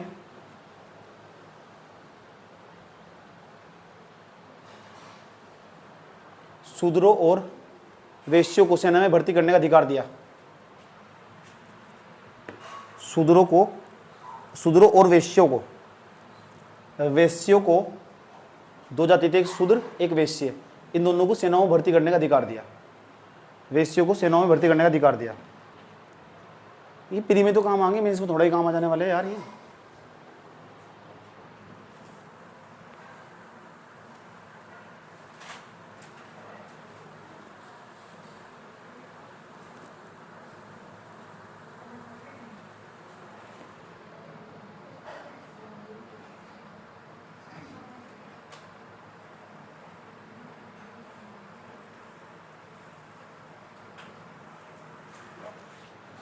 अब कौटिल्य क्या कहता है प्रशासन के बारे में? कौटिल्य ने एक सिद्धांत दिया, वो पूरी दुनिया में फेमस है आज भी। कौटिल्य ने जो सिद्धांत दिया वो पूरी दुनिया में फेमस है, उस सिद्धांत को तुम समझना। और ये इतना सा नाम देकर सवाल पूछेगा कि सप्तांग सिद्धांत किसने दिया? कौटिल्य ने दिया। कौटिल्य ने चाणक्य, चाणक्य ही विष्णुगुप्त। कौटिल्य, चाणक्य, विष्णुगुप्त एक ही नाम है, नीतिसार एक ही मान नाम है। ऐसा समझ पा। अब कौटिल्य ने जो सप्तांग सिद्धांत दिया, ये सिद्धांत हमें दे रहे कि पूरी दुनिया को दे रहे हैं। अपनी किताब में लिख के जा रहा है कोई व्यक्ति, उसे कहीं भी लागू कर लो। यू कह रहा है जो सप्तांग सिद्धांत कौटिल्य का 7 बातें बताई उन्होंने, बड़ी इंपॉर्टेंट बातें बताई। पहले मैं तुम बोलकर पढ़कर बता रहा हूँ क्या बात की, सप्तांग सिद्धांत क्यों दिया। अच्छा, वो सिद्धांत अर्थव्यवस्था में लागू होगा, राजनीति में लागू होगा? कौटिल्य का अर्थशास्त्र राजनीतिक व्यवस्था को संचालित करने वाले तत्वों के बारे में बता रहा है, या अर्थव्यवस्था को संचालित करने वाले तत्वों के बारे में बता रहा है? सुनाओ जी। क्लास सप्तांग सिद्धांत के बारे में जानकारी चल रही। चाणक्य क्या कह रहा? 7 बात बताई, 7 तो जुबान पर रटे होनी चाहिए, कुछ नहीं याद रहेगा ना भाई, दिमाग में इतना तो बचेगा कि कौटिल्य ने सप्तांग सिद्धांत दिया। और इसी बात का यूज करके तुम मेंस में एक लाइन आराम से निकाल कर देख सकते हो, अब राजनीति का प्रश्न आया तो। और तुम्हारा उत्तर में सबसे अच्छा बनना जाएगा, क्योंकि कौटिल्य का जो सप्तांग सिद्धांत है ना, वो ना वर्तमान समय की जो राजनीति हमारे देश की उसे जानकारी दे रहा है। चाहे तो सप्तांग सिद्धांत को यूज कर हम, समझ बात है, प्रशासन को बहुत अच्छा बना सकते हैं। कौटिल्य की यूं थोड़ा कहा गया, भारत का मेकियावली कहा गया। और मेकियावली किसे कहते हैं, ये बात मैंने तुम्हें कल समझाई थी कि मेकियावली क्या हो। कल ही समझाई मैंने तुमको।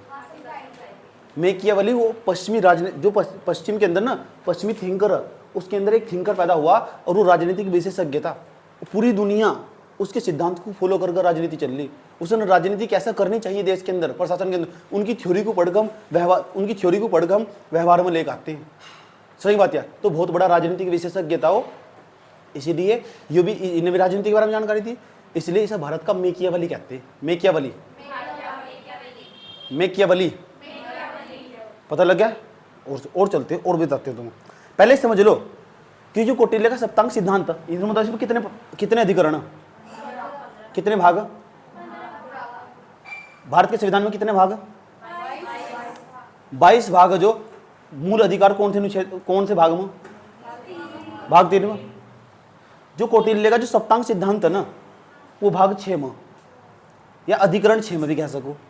हो सकता है सिविल सर्विस वालों का दिमाग घूम तो पूछो सप्तांग सिद्धांत कहाँ से।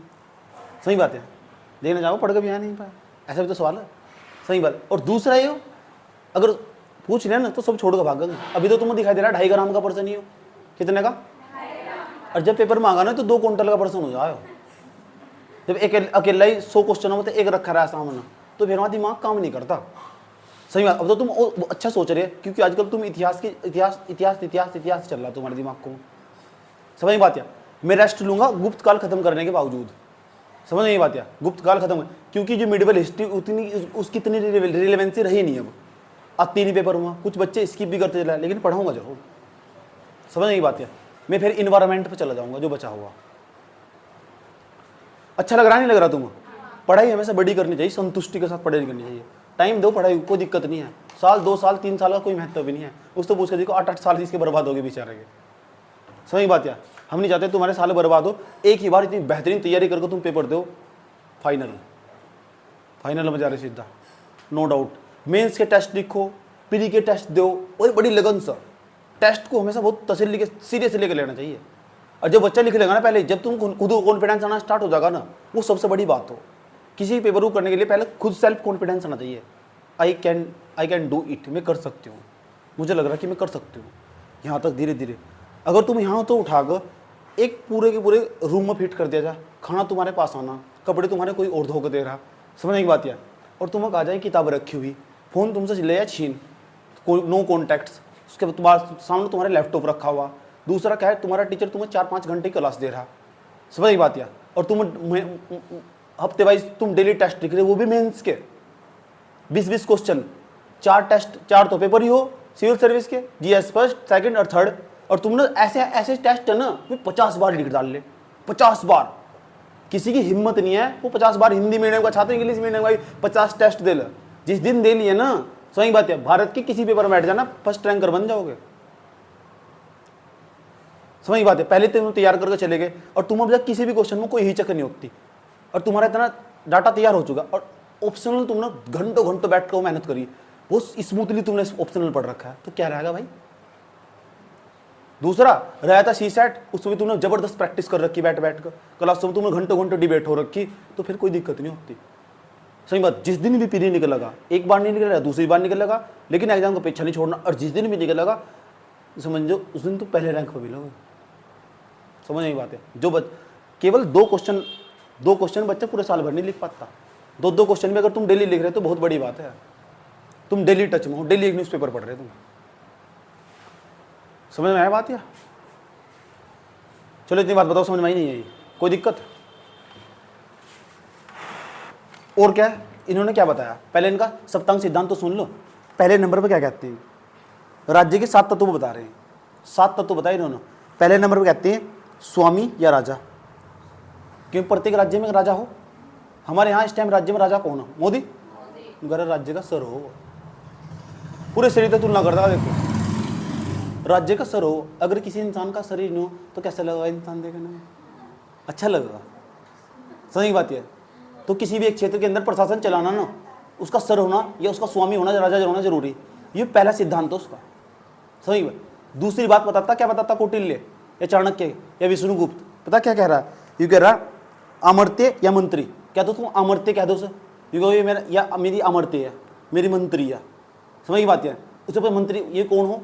कह रहा ये तो राजा, ये इनके मंत्री। तो मंत्री ना मंत्री पता क्या है? मंत्री के बारे में कह रहा है ये आंख हो, आंख क्या हो, खुश ना हो, सबको कह रहा है। मैं समझ नहीं बात है, समझ में नहीं आती क्या कहा। उससे पहले क्या कहा? गधापन जानो क्या हो, क्या समझाया मैंने? मंत्री क्या हो? तो पूरे शरीर तक तुलना करता। दो सिद्धांत बता दे तुम्हें। राजा को क्या बताया उसने, और मंत्री को क्या बताया? अच्छा, मंत्री के लिए एक वर्ड यूज कर रखा है, अमर्त्य। सही बात है, वो मंत्री है, उसे आंख बताया। एक हो जिला, राज्य में एक जिला भी तो हो, सही है, जिसे हम जनपद कहते हैं। जनपद या राज्य क्षेत्र कह दो। जनपद तो जनपद कह दो, राज्य क्षेत्र कह दो। तो राज्य क्षेत्र ना ये हो जंघाएं, जांग जिससे बोलते हैं, शरीर से तुलना कर दी। एक पूरे शरीर से तुलना कर दी। अगर किसी की आंख ना हो ना, उसे दिख जाएगा। अब जितने जितने मंत्री परिषद हो, मोदी की जो मंत्री परिषद है, उसमें जितने मंत्री बैठे हुए वे मोदी को आगे जानकारी नहीं देंगे। वही तो मोदी की आंख, वही तो मोदी की आंख। सही बात है। और जब किसी की आंख ही खराब हो जाएगी, वो सारे मंत्री करप्ट हो जाएंगे, भ्रष्ट हो जाएंगे, क्या उसे दिखाई देगा? इस टाइम मोदी के साथ हो सकता है मोदी बहुत अच्छा आदमी हो, उसके पास उसकी जो आंख है उसमें गड़बड़ हो रही हो। आंख समझ के कौन हो? मंत्री। समझ के बात है। राजा तो बहुत अच्छा, लेकिन उसके पास सूचनाएं गलत पहुंच रही। बात समझ में आया बात है। तीसरे नंबर पर जाओ। जगहें पता लग गया क्या है? जो जनपद, जो राज्य क्षेत्र है, ये पता क्या है? जगहें। अगर किसी के पैरे काटते हैं, सही बात है, अच्छा रहेगा, कठिनाई पैदा हो जाएगी उसके लिए। एक दुर्ग या किले, आज तो हम कंटोनमेंट कहते हैं। जैसे छावनी, रोड की छावनी देखिए हमारे यहाँ से, छावनी बड़ी, रोड की कंटोनमेंट आपका स्वागत करता है। आर्मी वाले पड़े हैं, हमारी सुरक्षा के लिए तो होंगे। उनके बारे में बता, क्या बताया? कह रहे हैं हमारी बाहें बाहें, अगर तुम्हारे दोनों हाथ काट ले तुम किसी लायक रहोगे। देखो पूरा सप्तांग सिद्धांत कितना मस्त बताया उसने। पूरे मानव के शरीर से तुलना कर दी, पूरे राज्य की। राज्य कैसा होना चाहिए? उससे पूछा कोष क्या हो, धन क्या हो? कह रहा है जो कोष या धन हो ये मुख हो, मुख क्या हो? उसने पूछा कैसे? ये अगर तुम्हारा मुख ही ना रहा तो क्या करोगे तुम? मतलब तुम चल लोगे फिर लोगे बिना धन के, तुम बहुत कुछ कर सको। समझ की बात है, बिना बोले तुम बहुत कुछ कर, लेकिन बहुत सारी ऐसी चीजें तुम नहीं कर सकते बिना बोले। तो बिना धन के ऐसे बहुत सारे काम जो तुम नहीं कर सकते। राज्य भी ऐसा ही है, उसके अंदर कोष और धन नहीं होगा ना, तो ये जो मनुष्य के शरीर से तुलना करिए उसने, इस पूरे राज्य की प्रशासनिक व्यवस्था की, इसे बोलते हैं सप्तांग सिद्धांत। 4 बताए मैंने तुम्हें, 4 बताए, 5 बताए, 5। पहला स्वामी या राजा की शरीर से तुलना कर दी। अमर्त्य मंत्री जो होंगे उसकी आंख से तुलना कर दी। उसके बाद जो जांग है, जांग इसकी तुलना कर दी जनपद से, याद आएगी। उसके बाद 5वें नंबर पर सुना दुर्ग या किले या छावनी जिसे बोलते हैं, सही बात है, उसकी बाहें से तुलना कर दी। अब 5वें नंबर पर आया धन की तुलना कर दी कहीं से, मुख से। अब 6ठे नंबर पर आकर जो सेना हो ना, सैनिक हो, कह रहे जो सेना सैनिक हो ना, अगर सेना सैनिक नहीं होंगे हमारे यहाँ बाउंड्री पे आने वाले, तुम्हें लग रहा तुम जीवित रह पाओगे?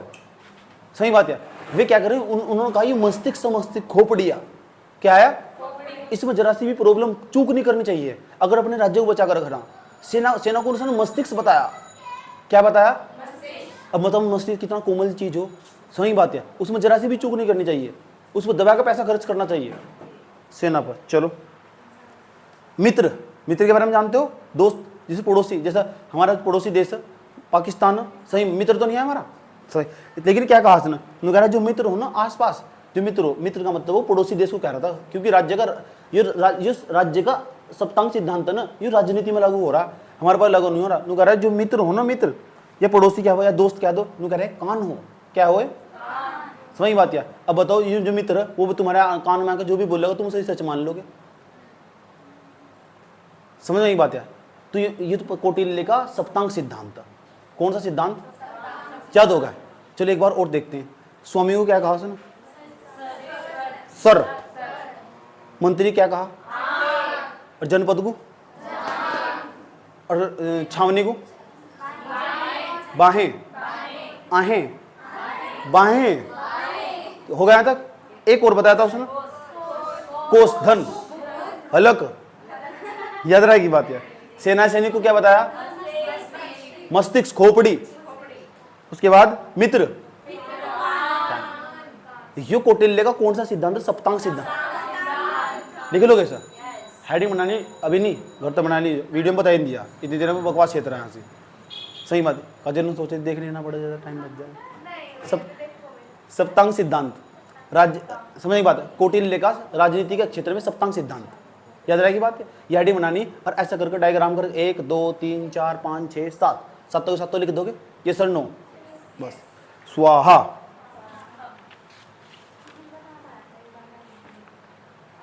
किसका नाम आया था? अमर्त्य सेन का नाम इकोनॉमिक्स में हुआ। अमर्त्य सेन बहुत बड़े शास्त्री हुए, बहुत बड़े शास्त्री। एक महबूब हक अली, ये पाकिस्तान के बहुत बड़े शास्त्री हुए, इनका बहुत बड़ा योगदान है 1991 की आर्थिक महामंदी को बाहर निकालने में इनका भी।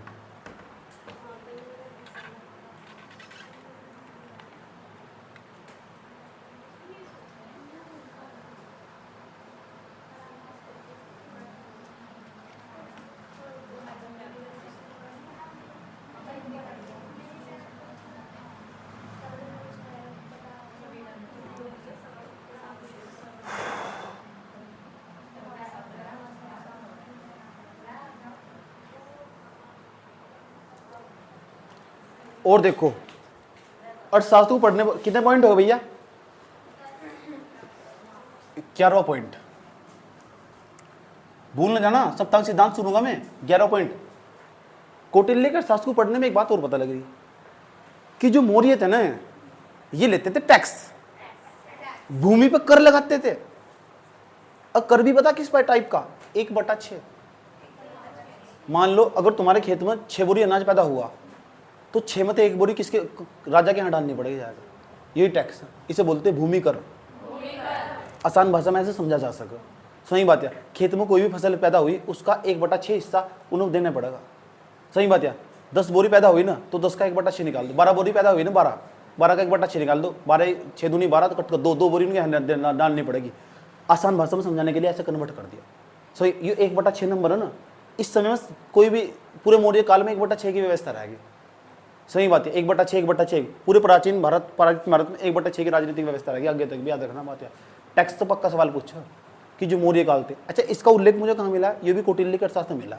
ये अगला पॉइंट, इसे भी लिखना जाना चाहिए। लिखो, कौटिल्य के अर्थशास्त्र के अनुसार, अर्थशास्त्र के अनुसार किसका अर्थशास्त्र भैया? कौटिल्य। अर्थशास्त्र के अनुसार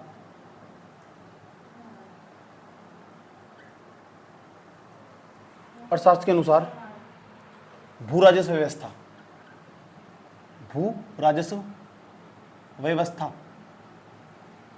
कितनी थी भैया? 1/6। ऐसे लिखना शॉर्टकट में, बिल्कुल ज्यादा हार्ड करके लिखोगे तो कठिनाई पैदा हो जाएगी।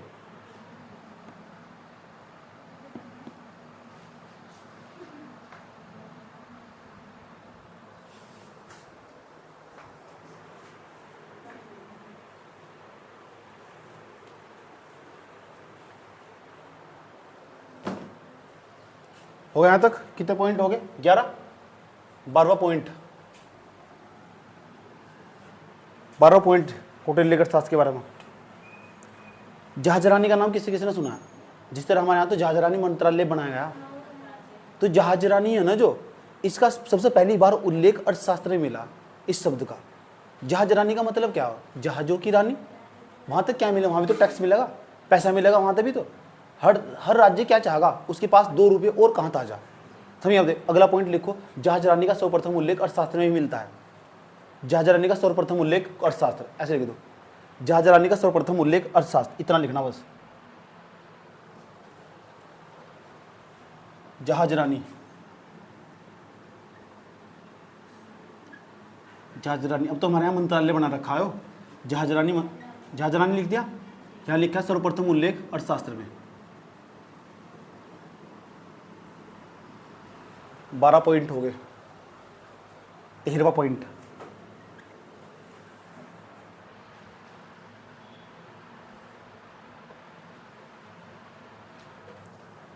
एक गुप्तचर, सही बात है। जैसे अंशी कहा, वह मुझे काजल की सारी जानकारी दे देगी, और काजल को पता भी नहीं लगा। और काजल को पता क्या क्या है, यानी हाँ मैंने नहीं बताया भैया को तू कहाँ गई थी इसके साथ, तो भले ही बर्थडे में चल जाए, कोई दिक्कत नहीं है, मैंने नहीं बताया सच में, इन्होंने मुझे बता भी दिया। तो ये मेरी गुप्तचर है नहीं, ठीक। तो मुझे एक तो इनकी जानकारी दे रही है, एक गुप्तचर होगी मेरी, सही बात है। एक और मेरा कोई गुप्तचर, वो मुझे बाहर के प्रशासन की जानकारी दे हुआ, एक गुप्तचर मेरा उधर बैठा हुआ, वो किसी और गया। ऐसी गुप्तचर प्रणाली इस सब प्रशासन में बनाई गई थी और सारी राजा को जानकारी देती थी। तो ऐसी गुप्तचर प्रणाली बहुत जरूरी हो। सही बात या हमारे यहाँ भी है, एजेंट ने बना कर रखते हैं। हमारे यहाँ का जो अजीत डोभाल हो पाकिस्तान में रह गया, भिखारी बन गया। सही बात या लोग बताते हैं इस तरह, भाई कहते हैं भिखारी बनकर पाकिस्तान में रहा हो, मस्जिद के बाहर बैठा था ताकि वहाँ की खुफिया जानकारी निकाल सके कि वहीं कहीं ये हमारे देश पर अटैक तो नहीं करने वाले, अपने देश की सुरक्षा को बढ़ावा देने के लिए। उन्हें वोट भी मिले हुए, ऐसे बहुत सारे लोग, ऐसी बहुत सारी पिक्चर भी बनी हुई। समझ की बात यार। तो जो गुप्तचर प्रणाली है ना, या गुप्तचर प्रणाली की जो शुरुआत है यह कौटिल्य के अर्थशास्त्र में मिलती है। यहाँ मौर्य काल में गुप्तचर प्रणाली की शुरुआत होगी थी। लिखो लिखो, अर्थशास्त्र में ही गुप्तचर प्रणाली का वर्णन है। अर्थशास्त्र में ही गुप्तचर प्रणाली का वर्णन है।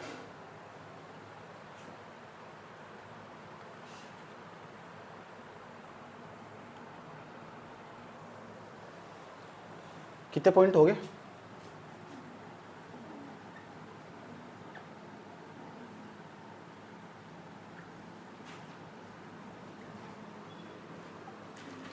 और गुप्तचर प्रणाली को लेकर तो ना, ये मौर्य काल के राजा इतने सीरियस है, इसके लिए उन्होंने डिपार्टमेंट ही बना दिया एक, गुप्तचर विभाग। और गुप्तचर विभाग को मौर्य काल में गुप्तचर विभाग के नाम से जानते, जिस नाम से जानते हुए पेपर में पूछा क्या है ये गुप्तचर विभाग।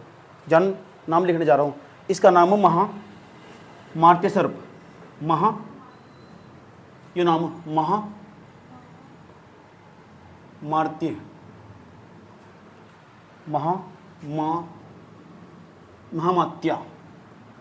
महामात्य सर्प, ये गुप्तचर विभाग का नाम है। इसी नाम को दे देगा ना पेपर में, ऐसी तैसी हो जाए वहां से।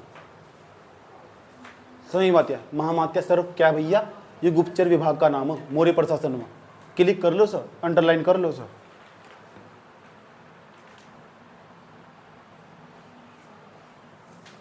और जो गुप्तचर है ना, मान लो ये लड़की मेरे लिए गुप्तचर का काम कर रही है, तो इसे हम गूढ़ पुरुष कहेंगे, अगर पुरुष होती है तो। सही बात है। इसे बोलेंगे गूढ़ पुरुष, घूंट नहीं गूढ़ पुरुष, क्योंकि गुप्तचर का काम तो पुरुष ही करते ना, महिलाएं थोड़ा ही करती तो उस टाइम पर। सही बात है। ठीक, लिखो अगला पॉइंट। गुप्तचर को गूढ़ पुरुष कहा जाता था। गुप्तचर को गूढ़ पुरुष।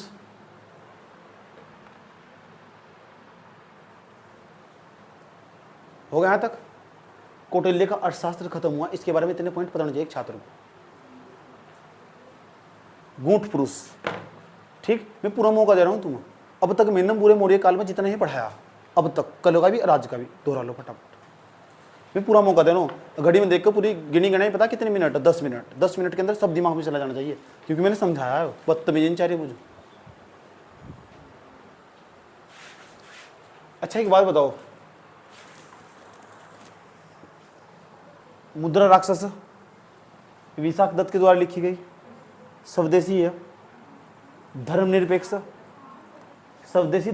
साहित्यिक स्रोत है। मतलब समझिए इस लाइन का। अगर मैं वहाँ इस तरह डायग्राम ना बनाता ना और यहाँ समझा रहा होता तो बोल बाउंसर सी जाती। ठीक है, इसलिए डायग्राम बनवाया था। इसे चुपचाप ना डायग्राम बनाया जाना, चुपचाप डायग्राम बना लेकर। ठीक है, लेखक है हो, लेखक का नाम है विशाख दत्त, उसने लिखी मुद्रा राक्षस। अच्छा एक बात तो संतुष्ट हो गई तुम कि हर लेखक कभी एक जैसा नहीं लिखने का। इस बात की क्या प्रमाणिकता कि जो कौटिल्य लिखेगा अपनी किताब में, वो मुद्रा राक्षस किताब के अंदर विशाख दत्त भी वही लिखेगा, कुछ अलग तो लिखेगा। सही बात। अब जो लिखेगा वो पहले पॉइंट करके दूसरे पॉइंट और तीन ही पॉइंट इंपॉर्टेंट है इसके बारे में। वैसे तो इसका नाम ही पूछा जाओ पेपर में ज्यादातर 2 पॉइंट 3 पॉइंट, कुछ खास बातें पता होनी चाहिए। तो मैं लिख नहीं रहा हूँ बोर्ड पर, वीडियो से लिख लेना तुम। सही बात है, बोल रहा हूँ और तुमसे सुन रहा हूँ, वो ज्यादा बढ़िया रहेगा। सही बात है। जैसे मैंने सप्तांग सिद्धांत लिखवाया तो नहीं, लेकिन फिर भी तुम्हें पता है। सही बात है, वो ज्यादा बढ़िया हो। सही बात है। मौखिक ज्ञान आजकल खत्म होगा। पहली बात क्या कहता है वो, चंद्रगुप्त मौर्य इस किताब में विशाख दत्त के द्वारा जो मुद्रा राक्षस लिखी गई, वहां उसने चंद्रगुप्त मौर्य ने लिखा है, ना विष्णुगुप्त लिखा है। वहां उसने चंद्रगुप्त मौर्य के लिए एक शब्द यूज करा, और ये शब्द देकर नाम भी पूछा जा सकता है जब यूज करा तो उसने कहा इसका नाम चंद्रगुप्त मौर्य है ही नहीं। तेरा दिमाग को देखा, चंद्रगुप्त मौर्य, इसके लिए जो वर्ड यूज करा गया उसका नाम है वर्षल। वर्षल हो सकता कल को पेपर में ये सवाल पूछ लो, वर्षल, वर्षल, वारसल नहीं है, वर्षल है। ए मैंने लिखने का इस तरह में शक्ति भाग जा।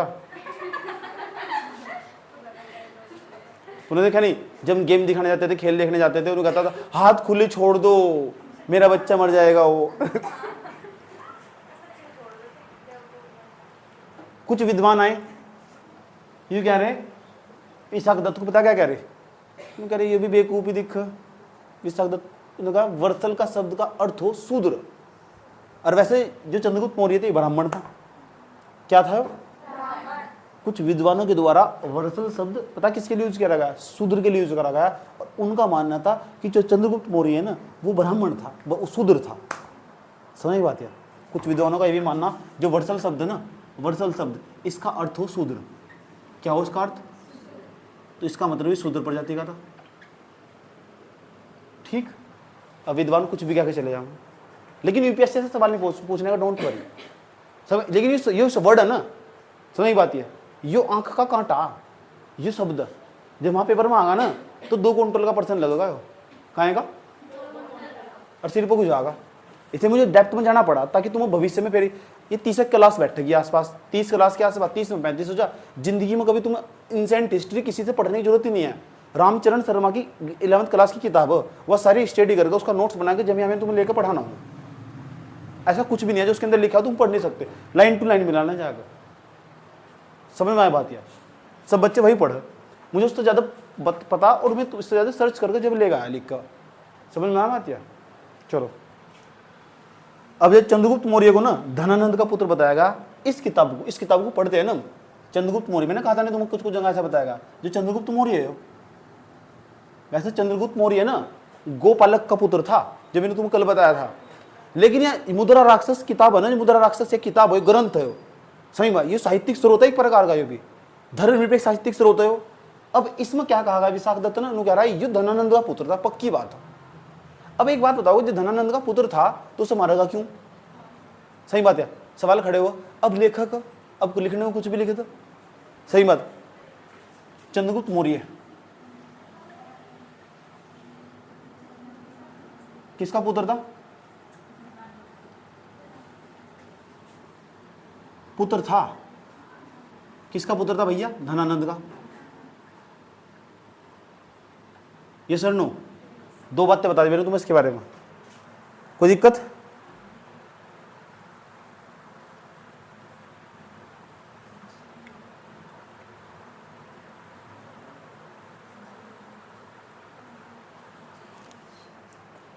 एक शब्द मिलेगा और तुम्हें ढूंढी राज, ढूंढी,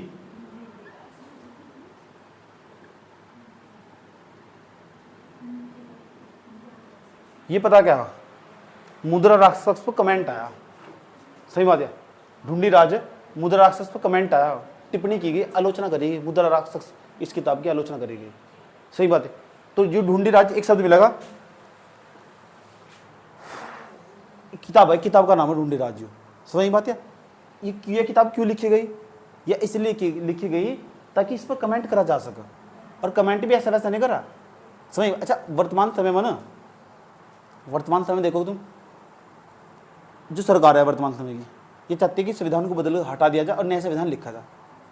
कुछ लोग आलोचक ये कहते हैं कि हम मनुस्मृति लागू करेंगे। अब मनुस्मृति क्या हो? पहले जो शासन प्रशासन चलता था मनुस्मृति के अनुसार चलता था, और मनुस्मृति में ब्राह्मण को श्रेष्ठ बताया जाए, उसके नीचे क्षेत्रीय हो, क्षत्रिय, फिर नीचे वैश्य हो, उसके नीचे शूद्र हो। ऐसी व्यवस्था समाज में होनी चाहिए। ये जिन इसकी मनुस्मृति की रचना करी थी ना, समझ बात? या मनुस्मृति की जिसने रचना करी थी उसका नाम पता क्या था? उसका नाम था मनु महाराज।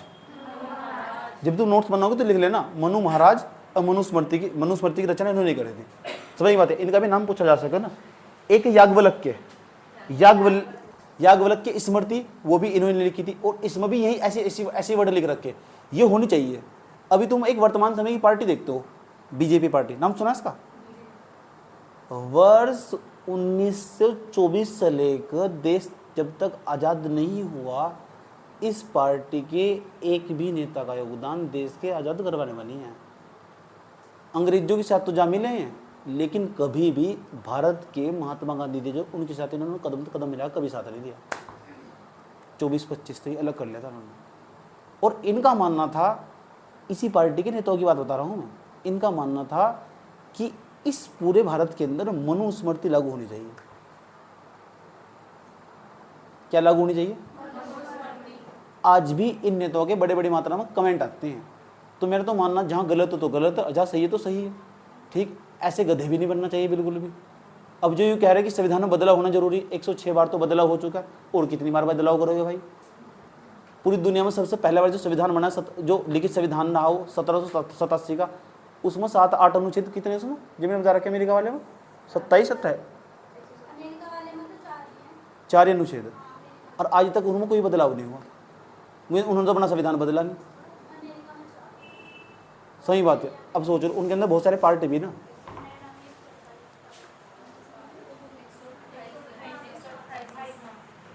तो इसके बारे में इतनी ही बात लिखनी, इतनी बात याद करनी। सवाल ज्यादातर ये पूछा जावा, इसके लेखक का नाम पूछा जावा। सवाल ज्यादातर यही फेमस है, इसके लेखक का नाम पूछेगा।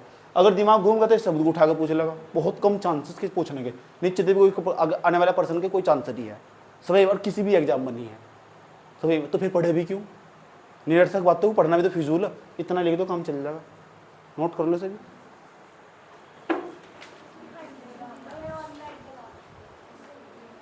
अभी हमने धर्मनिरपेक्ष साहित्यिक स्रोत पढ़ लिया हमने, ठीक। और अब मेरा मानना तो कि धार्मिक साहित्यिक स्रोत, बौद्ध धर्म, जैन धर्म, पुराण मान, इनमें सब में एक ही बात बताई गई कि जो चंद्रगुप्त मौर्य थे, मेन तो चंद्रगुप्त मौर्य के बारे में पढ़ रहे, चंद्रगुप्त मौर्य थे वे न क्षत्रिय थे। ब्राह्मण ग्रंथ मान लो, चाहे जैन धर्म मान लो, या जैन धर्म के ग्रंथ मान लो, बौद्ध धर्म के ग्रंथ मान लो। बौद्ध धर्म का प्रसिद्ध ग्रंथ कौन सा? उत्तरनिकाय। जैन धर्म का प्रसिद्ध ग्रंथ कौन सा? भगवती सूत्र। उन सब के अंदर भी यही बात बताई गई कि जो चंद्रगुप्त मौर्य थे ना, वे क्षत्रिय थे। और यही बात इतनी सी तुम्हें नोट्स में लिख देनी, इतनी जानकारी मिली मुझे। सही बात यार, पता लग, लिख दोगे नोट्स में। क्या लिखोगे? बौद्ध धर्म के प्रसिद्ध ग्रंथ, जैन धर्म के प्रसिद्ध ग्रंथ। बौद्ध धर्म का जो प्रसिद्ध ग्रंथ है ना, उसमें बताया गया क्षत्रिय थे। सही बात है, क्षत्रिय। जैन धर्म का प्रसिद्ध ग्रंथ भगवती सूत्र, उसमें भी यही बताया गया क्षत्रिय थे। जैन धर्म के प्रसिद्ध ग्रंथ में एक शब्द का जिक्र करा, उसका नाम है परिशिष्ट पर्वत। यहाँ रहा करते थे और यहाँ क्षत्रिय लोग ही रहा थे। परिशिष्ट पर्वत एक वर्ड यूज करा इसके लिए। समझ में आया बात? या इतने डेप्थ में कभी नहीं जाना। समझ में आया बात? छोड़ दो। चलो अब क्या करेंगे हम ना धार्मिक साहित्यिक स्रोत, धार्मिक साहित्यिक स्रोत है ना, वो भी स्टडी कर लिए। अब जो विदेशी साहित्यिक स्रोत हमने वो भी स्टडी कर लिए। धार्मिक विदेशी नहीं पढ़ा हमने, धर्मनिरपेक्ष साहित्यिक स्रोत पढ़ लिए हमने। धर्मनिरपेक्ष साहित्यिक स्रोत और धार्मिक साहित्यिक स्रोत, वो मैंने 2 लाइन में बता के मैं पढ़ चुका हूँ। अब हमें पढ़ना चाहिए विदेशी साहित्यिक स्रोत कौन से। विदेश का कोई लेखक यहाँ घूमने आएगा तो अपने देश में जाएगा, किताब लिखेगा, और किताब इतनी फेमस और पॉपुलर हो जाएगी, उस पॉपुलर किताब से भारत के इतिहास की जानकारी मिलेगी।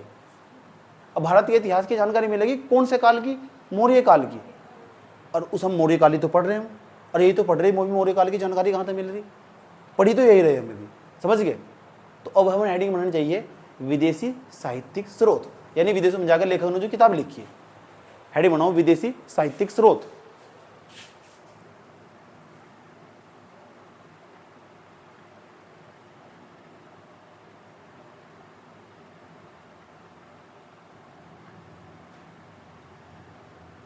विदेशी साहित्यिक स्रोत।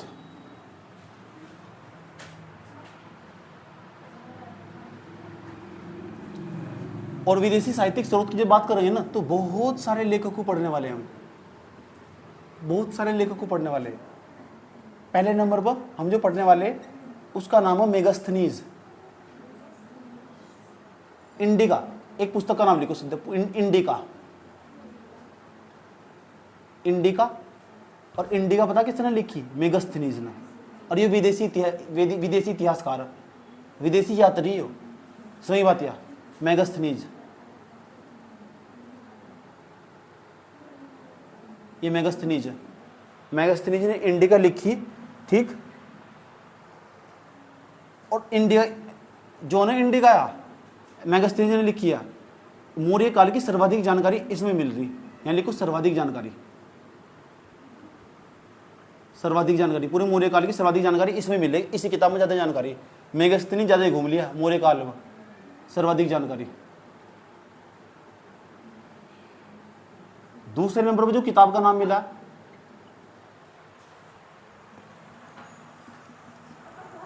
उसका नाम है इपिटोमी, इपिटोमी।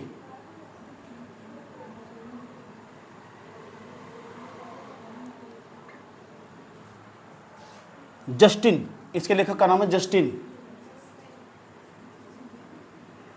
जस्टिन। ये तो नाम देके पूछ जा किसने लिखी, विदेशी इतिहासकार है, उसने ये लिखी इपिटोमी बुक लिखी है, और विदेश में जाकर लिखी। तीसरे नंबर पर जाओ, प्लूटार्क, ये एक लेखक, इसे भी समझेंगे हम। प्लूटार्क, प्लूटार्क का विवरण, ये किताब है, विवरण, और जो किताब का नाम भी यही है, और प्लूटार्क ने लिखी। सही बात, तो लेखक का नाम तो इसमें लिखा हुआ, प्लूटार्क का विवरण। चौथे नंबर पर चले जाओ, उसका नाम है प्लिनी, प्लिनी, प्लिनी की एक पुस्तक, प्लिनी इतिहासकार का नाम है, प्लिनी है, प्लिनी। सही बात, प्राकृतिक इतिहास, प्राकृतिक इतिहास, प्लिनी, प्लिनी है, प्लिनी।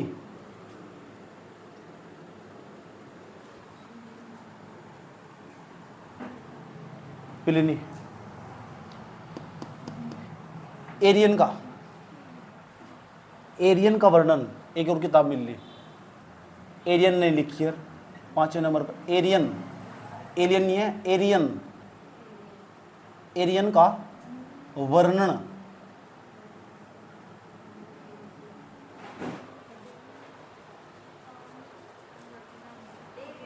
इन सब जगहों तो हम मौर्य काल की जानकारी मिली। ये सारे विदेशी साहित्यिक स्रोत। इपिटोमी जस्टिन, प्लूटार्क का विवरण प्लूटार्क ने लिखी है, प्राकृतिक इतिहास प्लिनी ने लिखी, प्लिनी इतिहासकार, एरियन का वर्णन एरियन ने लिखी। याद रहा ये बात, ये देख लो एक बार, निगाह दौड़ा याद हो गया। प्लिनी ने क्या लिखा है, अच्छा, प्लूटार्क ने क्या लिखा, इपिटोमी ने क्या लिखा, यही क्या कर रहा था। इपिटोमी किताब का नाम, ऊपर किताब के नाम लिखे, नीचे लेखक के नाम लिखे रखे। बताए प्लूटार्क का, प्लूटार्क का लेखक कौन है, विवरण क्या, प्लूटार्क का विवरण, प्लूटार्क, अच्छा पूरी पुस्तक है, अच्छा कोई दिक्कत नहीं आता। अब हमें कौन सी किताब पढ़नी चाहिए जिसमें सत्यता वर्णन, मैं स्टडी भी से करूंगा, इनके बारे में पढ़ाऊंगा भी नहीं। सही बात है, क्योंकि सवाल पूछने वाला भी नहीं, यह ज़्यादा फेमस है, सर्वाधिक जानकारी इसमें है। इसका लेखक के नाम याद कर लोगे, ये भी बहुत बड़ी बात है, अपने में बहुत बड़ी बात है। अभी तो तुम्हें 2 KB के पर्सन लग रहे हैं, 2 ग्राम के पर्सन लग रहे हैं। सही बात है, जब ये आए तो 1 साल बाद पेपर मांगे ना, कितने, तो 2.5 क्विंटल के लगेंगे। चलो, तो अब कॉपी में हेडिंग बनाओ, मेगास्थनीज की इंडिका, इस किताब की जानकारी ले लेंगे हम। मेगास्थनीज की इंडिका,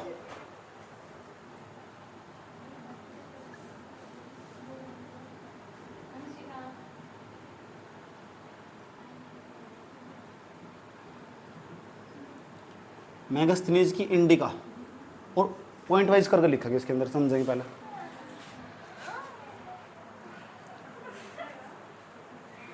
पढ़ना नहीं है। अब जो मेगास्थनीज था, ये सबसे पहली खास बात है, ये था कौन, मेगास्थनीज, मेगास्थनीज ये था कौन, पहले तो ये बताना चाहिए। तो यूनानी विद्वान था, यूनान का विद्वान था। तो भारत तत्व के लगाव नहीं होगा, तो लिखो यूनानी विद्वान, यूनानी विद्वान। भारत का तो है ही नहीं।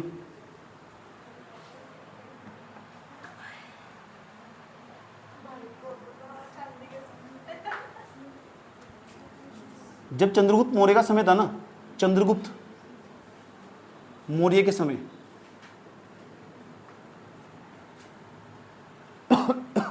सिकंदर का नाम सुना तुमने? एक जिक्र मिलता सेल्यूकस निकेटर। एक वर्ड को सुनो, शब्द को सुनो, एक राजा का नाम है सेल्यूकस निकेटर। इसकी पुत्री के साथ चंद्रगुप्त मौर्य ने विवाह करा था। और ये सेल्यूकस निकेटर पता कौन था? ये जो सिकंदर था ना, उसका सेनापति था। सिकंदर तो मारा गया था, सारा राजपाट सेल्यूकस निकेटर के हाथों में चला गया था, इस गंधार के आसपास का। चंद्रगुप्त मौर्य ने सोचा क्या करूं क्या करूं क्या करूं। एक ही भंडा था उसके पास, सेल्यूकस निकेटर की पत्नी के साथ, पत्नी नहीं क्या, बेटी के साथ विवाह करना। समझ में बात है? चंद्रगुप्त मौर्य, हाँ हेलेना। तो कैसे पता? कब पढ़ाया? इसका नाम हेलेना था। अभी इसका जिक्र करेंगे, अभी तो मैं इतिहास के बारे में जानकारी दे रहा हूँ, पूरी स्टोरी बताऊंगा इसकी। चंद्रगुप्त मौर्य के समय, चंद्रगुप्त मौर्य के समय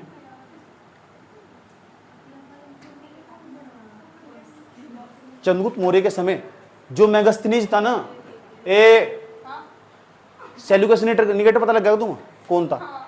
उसकी पुत्री का विवाह किसके साथ हुआ? चंद्रगुप्त मौर्य की। तो सेल्यूकस जो निकेटर है ना, उसका एक राजदूत था, वो राजदूत बनकर भारत में आया था, उसका नाम मेगस्थनीज था। यो लेखक वो। जैसा हमारे यहाँ से बहुत सारे अधिकारी गए हुए और वे भारत के राजदूत में बनकर गए हुए, तो वहाँ की जानकारी लेकर आएंगे नहीं लेकर आएंगे, जहाँ रह रहे होंगे। इस तरह मेगस्थनीज भारत में आया था और सेल्यूकस निकेटर का राजदूत था वो। समझ बात यार? यो लेखक था वो, इसलिए लेखक बना आदमी जाकर। चंद्रगुप्त मौर्य के समय यह सेल्यूकस निकेटर का राजदूत था।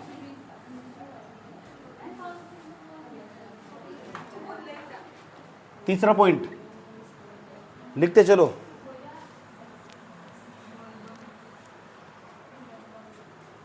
यह 304 से लेकर 299 बीसी, बताइए कितने साल बैठ रहे?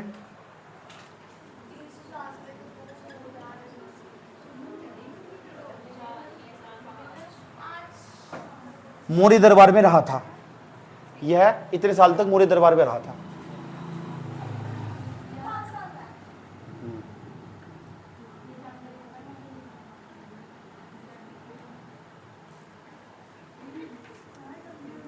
चौथा पॉइंट,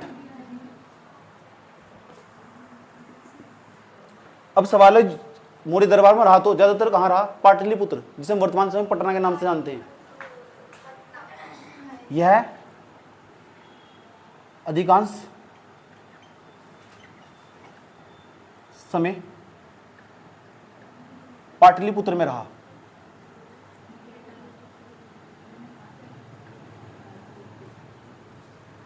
पंचमवा पॉइंट,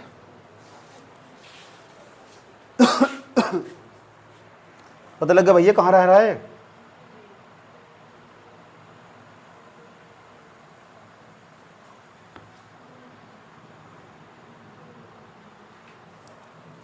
कौन सी किताब लिखी इसने?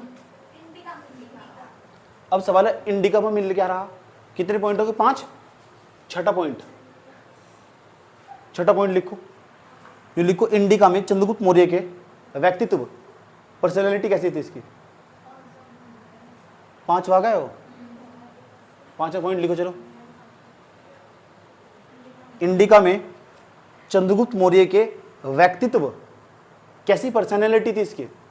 व्यक्तित्व, कुमार राजधानी और प्रशासन प्रबंधन की जानकारी मिलती है। इंडिका में चंद्रगुप्त मौर्य के व्यक्तित्व, कुमार राजधानी और प्रशासन प्रबंधन की जानकारी मिलती है।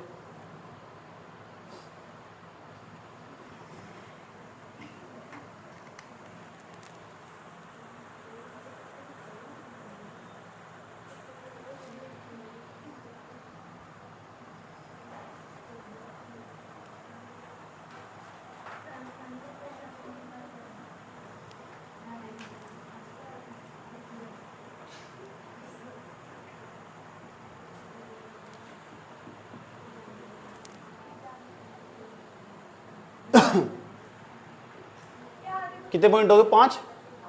छठा पॉइंट, छठे पॉइंट की बात सुनो। अच्छा ये बताओ, ये कितना कर लेते थे मौर्य काल के राजा? यह बात पता कहाँ लिखी हुई? जो मैंने थोड़ी देर पहले पढ़ाया था, एक पुस्तक, उसका नाम कौटिल्य का शास्त्र, वहां लिखी हुई। लेकिन इंडिका में इसने मेगास्थनीज ने बताया क्या लिखा है? जो कह रहे हैं 1/4 कर ले होते। ये बात इंपॉर्टेंट होगी, जो कर पॉइंट लिखो। लिखो मौर्य शासक, मौर्य शासक 1/4 कर लेते थे, 1/4 कर लेते थे। ब्राइट में लिख लियो, ब्राइट में क्या लिखोगे? इंडिका के अनुसार, मेगास्थनीज की इंडिका के अनुसार 1/4 कर लेते थे। किसके अनुसार है बात? मेगास्थनीज की इंडिका के अनुसार। जिन्हें पुराने लिखा है ना मेगास्थनीज की इंडिका के अनुसार, हो गया मेरा तो।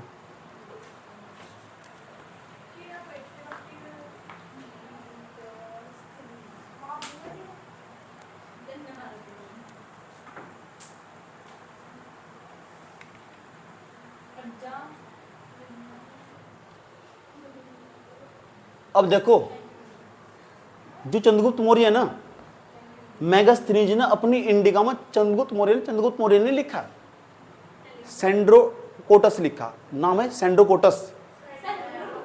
इसलिए इन पर आरोप लगाया जा, ये ना जो यूनानी लोग ने इसे सेंड्रोकोटस के नाम से जानते थे। देखो मेगास्थनीज ने अपनी पुस्तक इंडिका में चंद्रगुप्त मौर्य को सेंड्रोकोटस कहा है।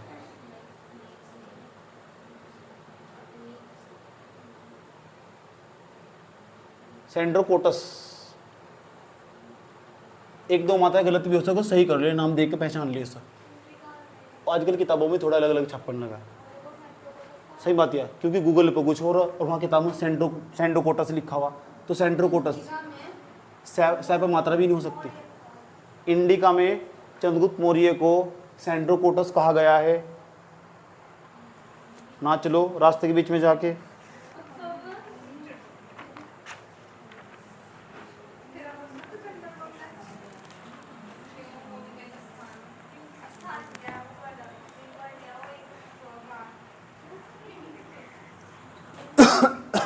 तो बताओ, जो मेगास्थनीज था ज्यादातर कहाँ रहा था? पाटलिपुत्र में, वर्तमान समय में पटना के आसपास।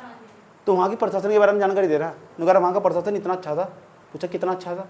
वगैरह वहाँ 5 समितियाँ थी और एक समिति में 6 सदस्य थे। तो 5 अंक कितने होंगे? 30 सदस्य समिति के द्वारा प्रशासन किया जाता था। जब किसी एक क्षेत्र में जाकर समितियाँ बनाई थी जाना, तो वहाँ का प्रशासन बहुत अच्छा सुलभ हो जा, अच्छा हो जा, क्योंकि समितियों का काम प्रशासन को ना अच्छा करना ही हो।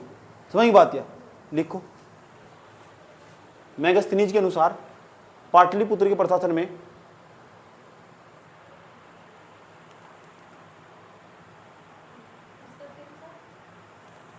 मेगास्थनीज के अनुसार या मेगास्थनीज की इंडिका के अनुसार, हटाए में जाके वर्ड बनना था मैं, ठीक है? मेगास्थनीज की इंडिका के अनुसार लिख दिया। इंडिका के अनुसार पाटलिपुत्र में प्रशासन 5 समितियों के द्वारा किया जाता था। 5 समिति के द्वारा किया जाता था, जिसमें प्रत्येक में 6 सदस्य होते थे। प्रत्येक में 6 सदस्य होते थे। भला किसी का कर न सको तो बुरा किसी का मत करना, पुष्प नहीं बन सकते तुम कांटे बनकर मत रहना। देख लिया? राम नाम की माला है, सुबह शाम जपते रहना। इंडिका को पढ़ने पे एक बात और पता लगती है कि चंद्रगुप्त मौर्य ने ना यहाँ इस क्षेत्र में सिंध पढ़ा, सिंध जिसे पंजाब के नाम से जानते हैं, पाकिस्तान में चला गया उसे, और यहाँ से लेकर यहाँ बंगाल में यहाँ पढ़ा सोनार, सोनार बाबू, सोना नहीं सोनार। और यहाँ कौन सा क्षेत्र पढ़ा? सिंध। कहते हैं कि चंद्रगुप्त मौर्य ने ना, चंद्रगुप्त मौर्य का प्रशासन बहुत दूर तक फैला होता। जब तुम मौर्य अंपायर देखोगे ना, तो बहुत बड़े क्षेत्र में दिखाई देगा तुमको फैला हुआ। और जब अशोक आगा तो इसका शासनकाल यहाँ तक लेगा चला आगा, वो तो और भी बड़ा कर देगा। समझ में ये बात यार, ठीक।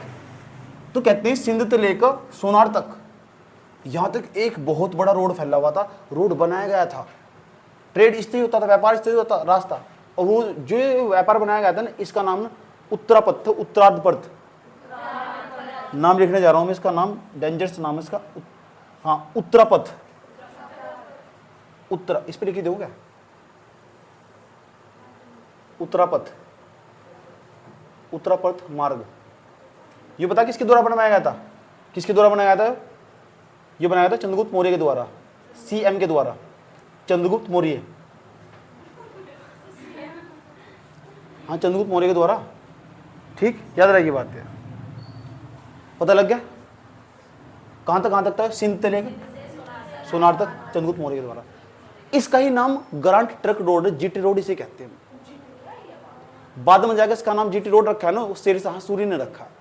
कितना, मुगलों में जो शासक आगा उनके द्वारा नाम बदले जाएंगे रोड के।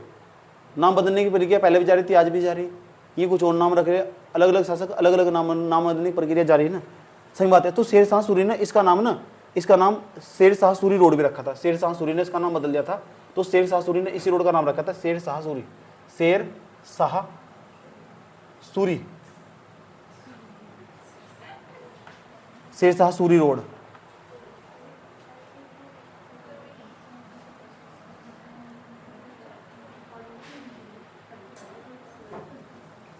शेर शाह सूरी रोड अपने नाम पर रख दिया इसका नाम।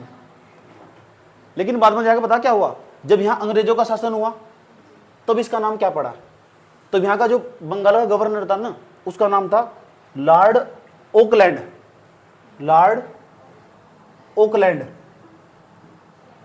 ओकलैंड। पता क्या हुआ था, इसने इसका नाम जीटी रोड कर दिया, grant truck road, grant truck road. और इसे हम यहां तक बीच में एक स्थान पड़ेगा, यहां से लेकर यहां तक, सोनार से लेकर स्थान का जगह का नाम बता रहा हूं तुम, इसे कहते हैं ग्रामक तक, मध्य प्रदेश में पड़े जगह ग्रामक, तो वहां तक इसे हम नेशनल हाईवे 1 कहते हैं, और यहां से लेकर यहां तक का जो उसे नेशनल हाईवे 2 कहते हैं आज वर्तमान समय में। तो ये नेशनल हाईवे 1 और नेशनल हाईवे 2 आज वर्तमान समय में इसका नाम है नेशनल हाईवे 1, नेशनल हाईवे 2। तो इस रोड पहले से उत्तरापथ कहते थे। उत्तरापथ किसके समय में कहते थे, चंद्रगुप्त मौर्य के समय में, क्योंकि रोड उन्होंने ही बनवाया था। सोनार से लेकर सिंध तक कितना बड़ा रास्ता तय कर रहा है, आज भी है। अगर बिहार पहुंचना ना तो इससे सही हो जाएगा, बंगाल पहुंचना इसी रास्ते तो हो जाएगा, सही बात यार। और लोहार जो लाहौर है ना, यहाँ से लाहौर तक जाता था रोड, ये समझ एक बात यार, ठीक।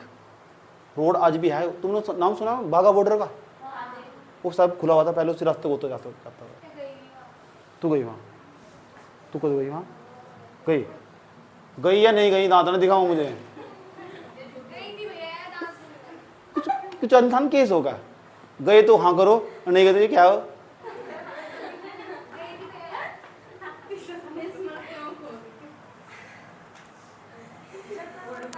बात समझ आई बात।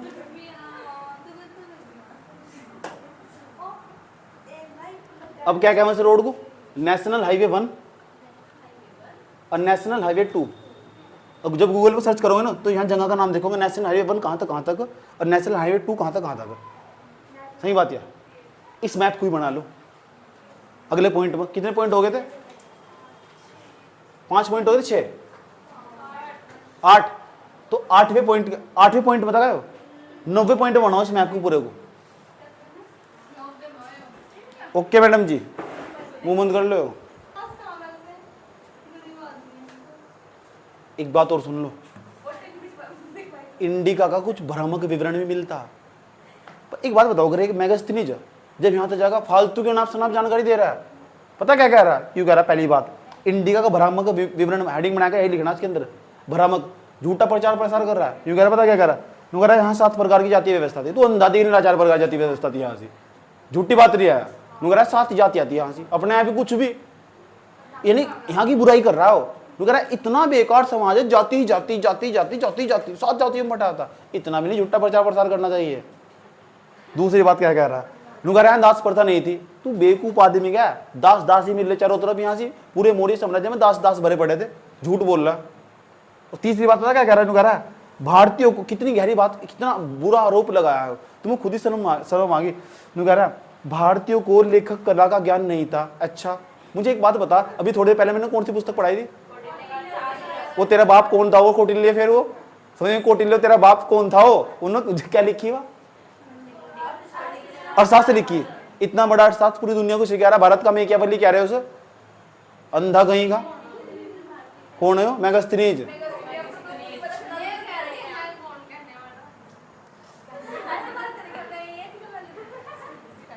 दूसरा ये भी कह रहा है कि भारत में अकाल नहीं पड़ता था। ये गलत बात है, अकाल पड़ता था जब तो मौर्य साम्राज्य का पतन हुआ। समझने की बात यह, ठीक? तो ये झूठी जो भ्रामक प्रचार प्रसार कर रहा है ना, मेंस में लिखने का मौका भी नहीं मिलने का। सही बात यह बस। हाँ कि तुम विदेशी इतिहासकार मेगास्थनीज जिन्हें इंडिका लिखी, उस पर कटाक्ष सही 4-5 बिंदु। क्या है? कटाक्ष, व्यंग्य कर रहे हो उस पर। हिंदी साहित्य में सब चलता व्यंग्य। सही बात ये, हम उस पर कटाक्ष कर रहे हैं, ठीक? चलो लिख दोगे ये बात तो क्लास से लिख लोगे। अब हमारे पास विदेशी साहित्यिक स्रोत भी समाप्त हुए। सही बात, धार्मिक साहित्यिक स्रोत भी समाप्त हुए। इतिहास की हम जानकारी जहां तक जुटाने जुटा ली, लेकिन अभिलेख तो जो जानकारी मिलनी थी वो नहीं हमने बताई तुम्हें, कल को वही चलेगी। सही बात है। और आजकल जो प्रश्न आवा ना, ज्यादातर जो सवाल आ रहा है इन्हीं चीजों तो प्रश्न आ जाए। मैंने तुम्हें 1-2 क्लास में लिए प्रश्न, ये 2 क्लास ली ना, ज्यादातर प्रश्न यूपीएससी का प्रश्न, इन्हीं चीज से ज्यादा प्रश्न। सही बात है। हम क्या पढ़ा? राजनीतिक इतिहास, इसका विवाह के साथ हुआ, इसकी पुत्री होती, इसका बाप ही होता ही। प्रश्न ही नहीं पूछता है, आता पूछता ही नहीं प्रश्न। पढ़ रहे जितना पढ़ना तुझे, कूद कूद कर। समझने की बात है। इसके बाप के क्या नाम था, इसका साथ क्या रिश्ता था, इसमें बड़े दिलचस्पी पैदा करूँ। अरे वहां का प्रशासन देख क्या था, वहां वो काम का जो वर्तमान में सीख सका। इससे क्या जानकारी मिल रही कि चंद्रगुप्त मौर्य ने सेल्यूकस निकेटर की पुत्री से विवाह कर लिया था, कुछ सीखने को मिला इसका। सही बात है। तो सीखने को क्या मिला? बस हाँ ये तो पता कि शायद इसलिए करा होगा कि अपना साम्राज्य बढ़ाना चाहता होगा, ये तो कह सको तुम। हाँ पत्नी का नाम याद करते फिर रहे। मेरे 6 नाम तुम्हें पता, कुछ फायदा भी नहीं आया याद करके। फायदा भी तो नहीं आया, पेपर में काम आ गए। तेरे भी 5 नाम हो पता तुझे। तो कल को हम जानकारी पढ़ेंगे, जो मौर्य काल की जानकारी लेंगे, वह कल को अभिलेख जानकारी लेंगे और सारे अभिलेख की चर्चा करेंगे। ठीक है? ठीक है था? ठीक है।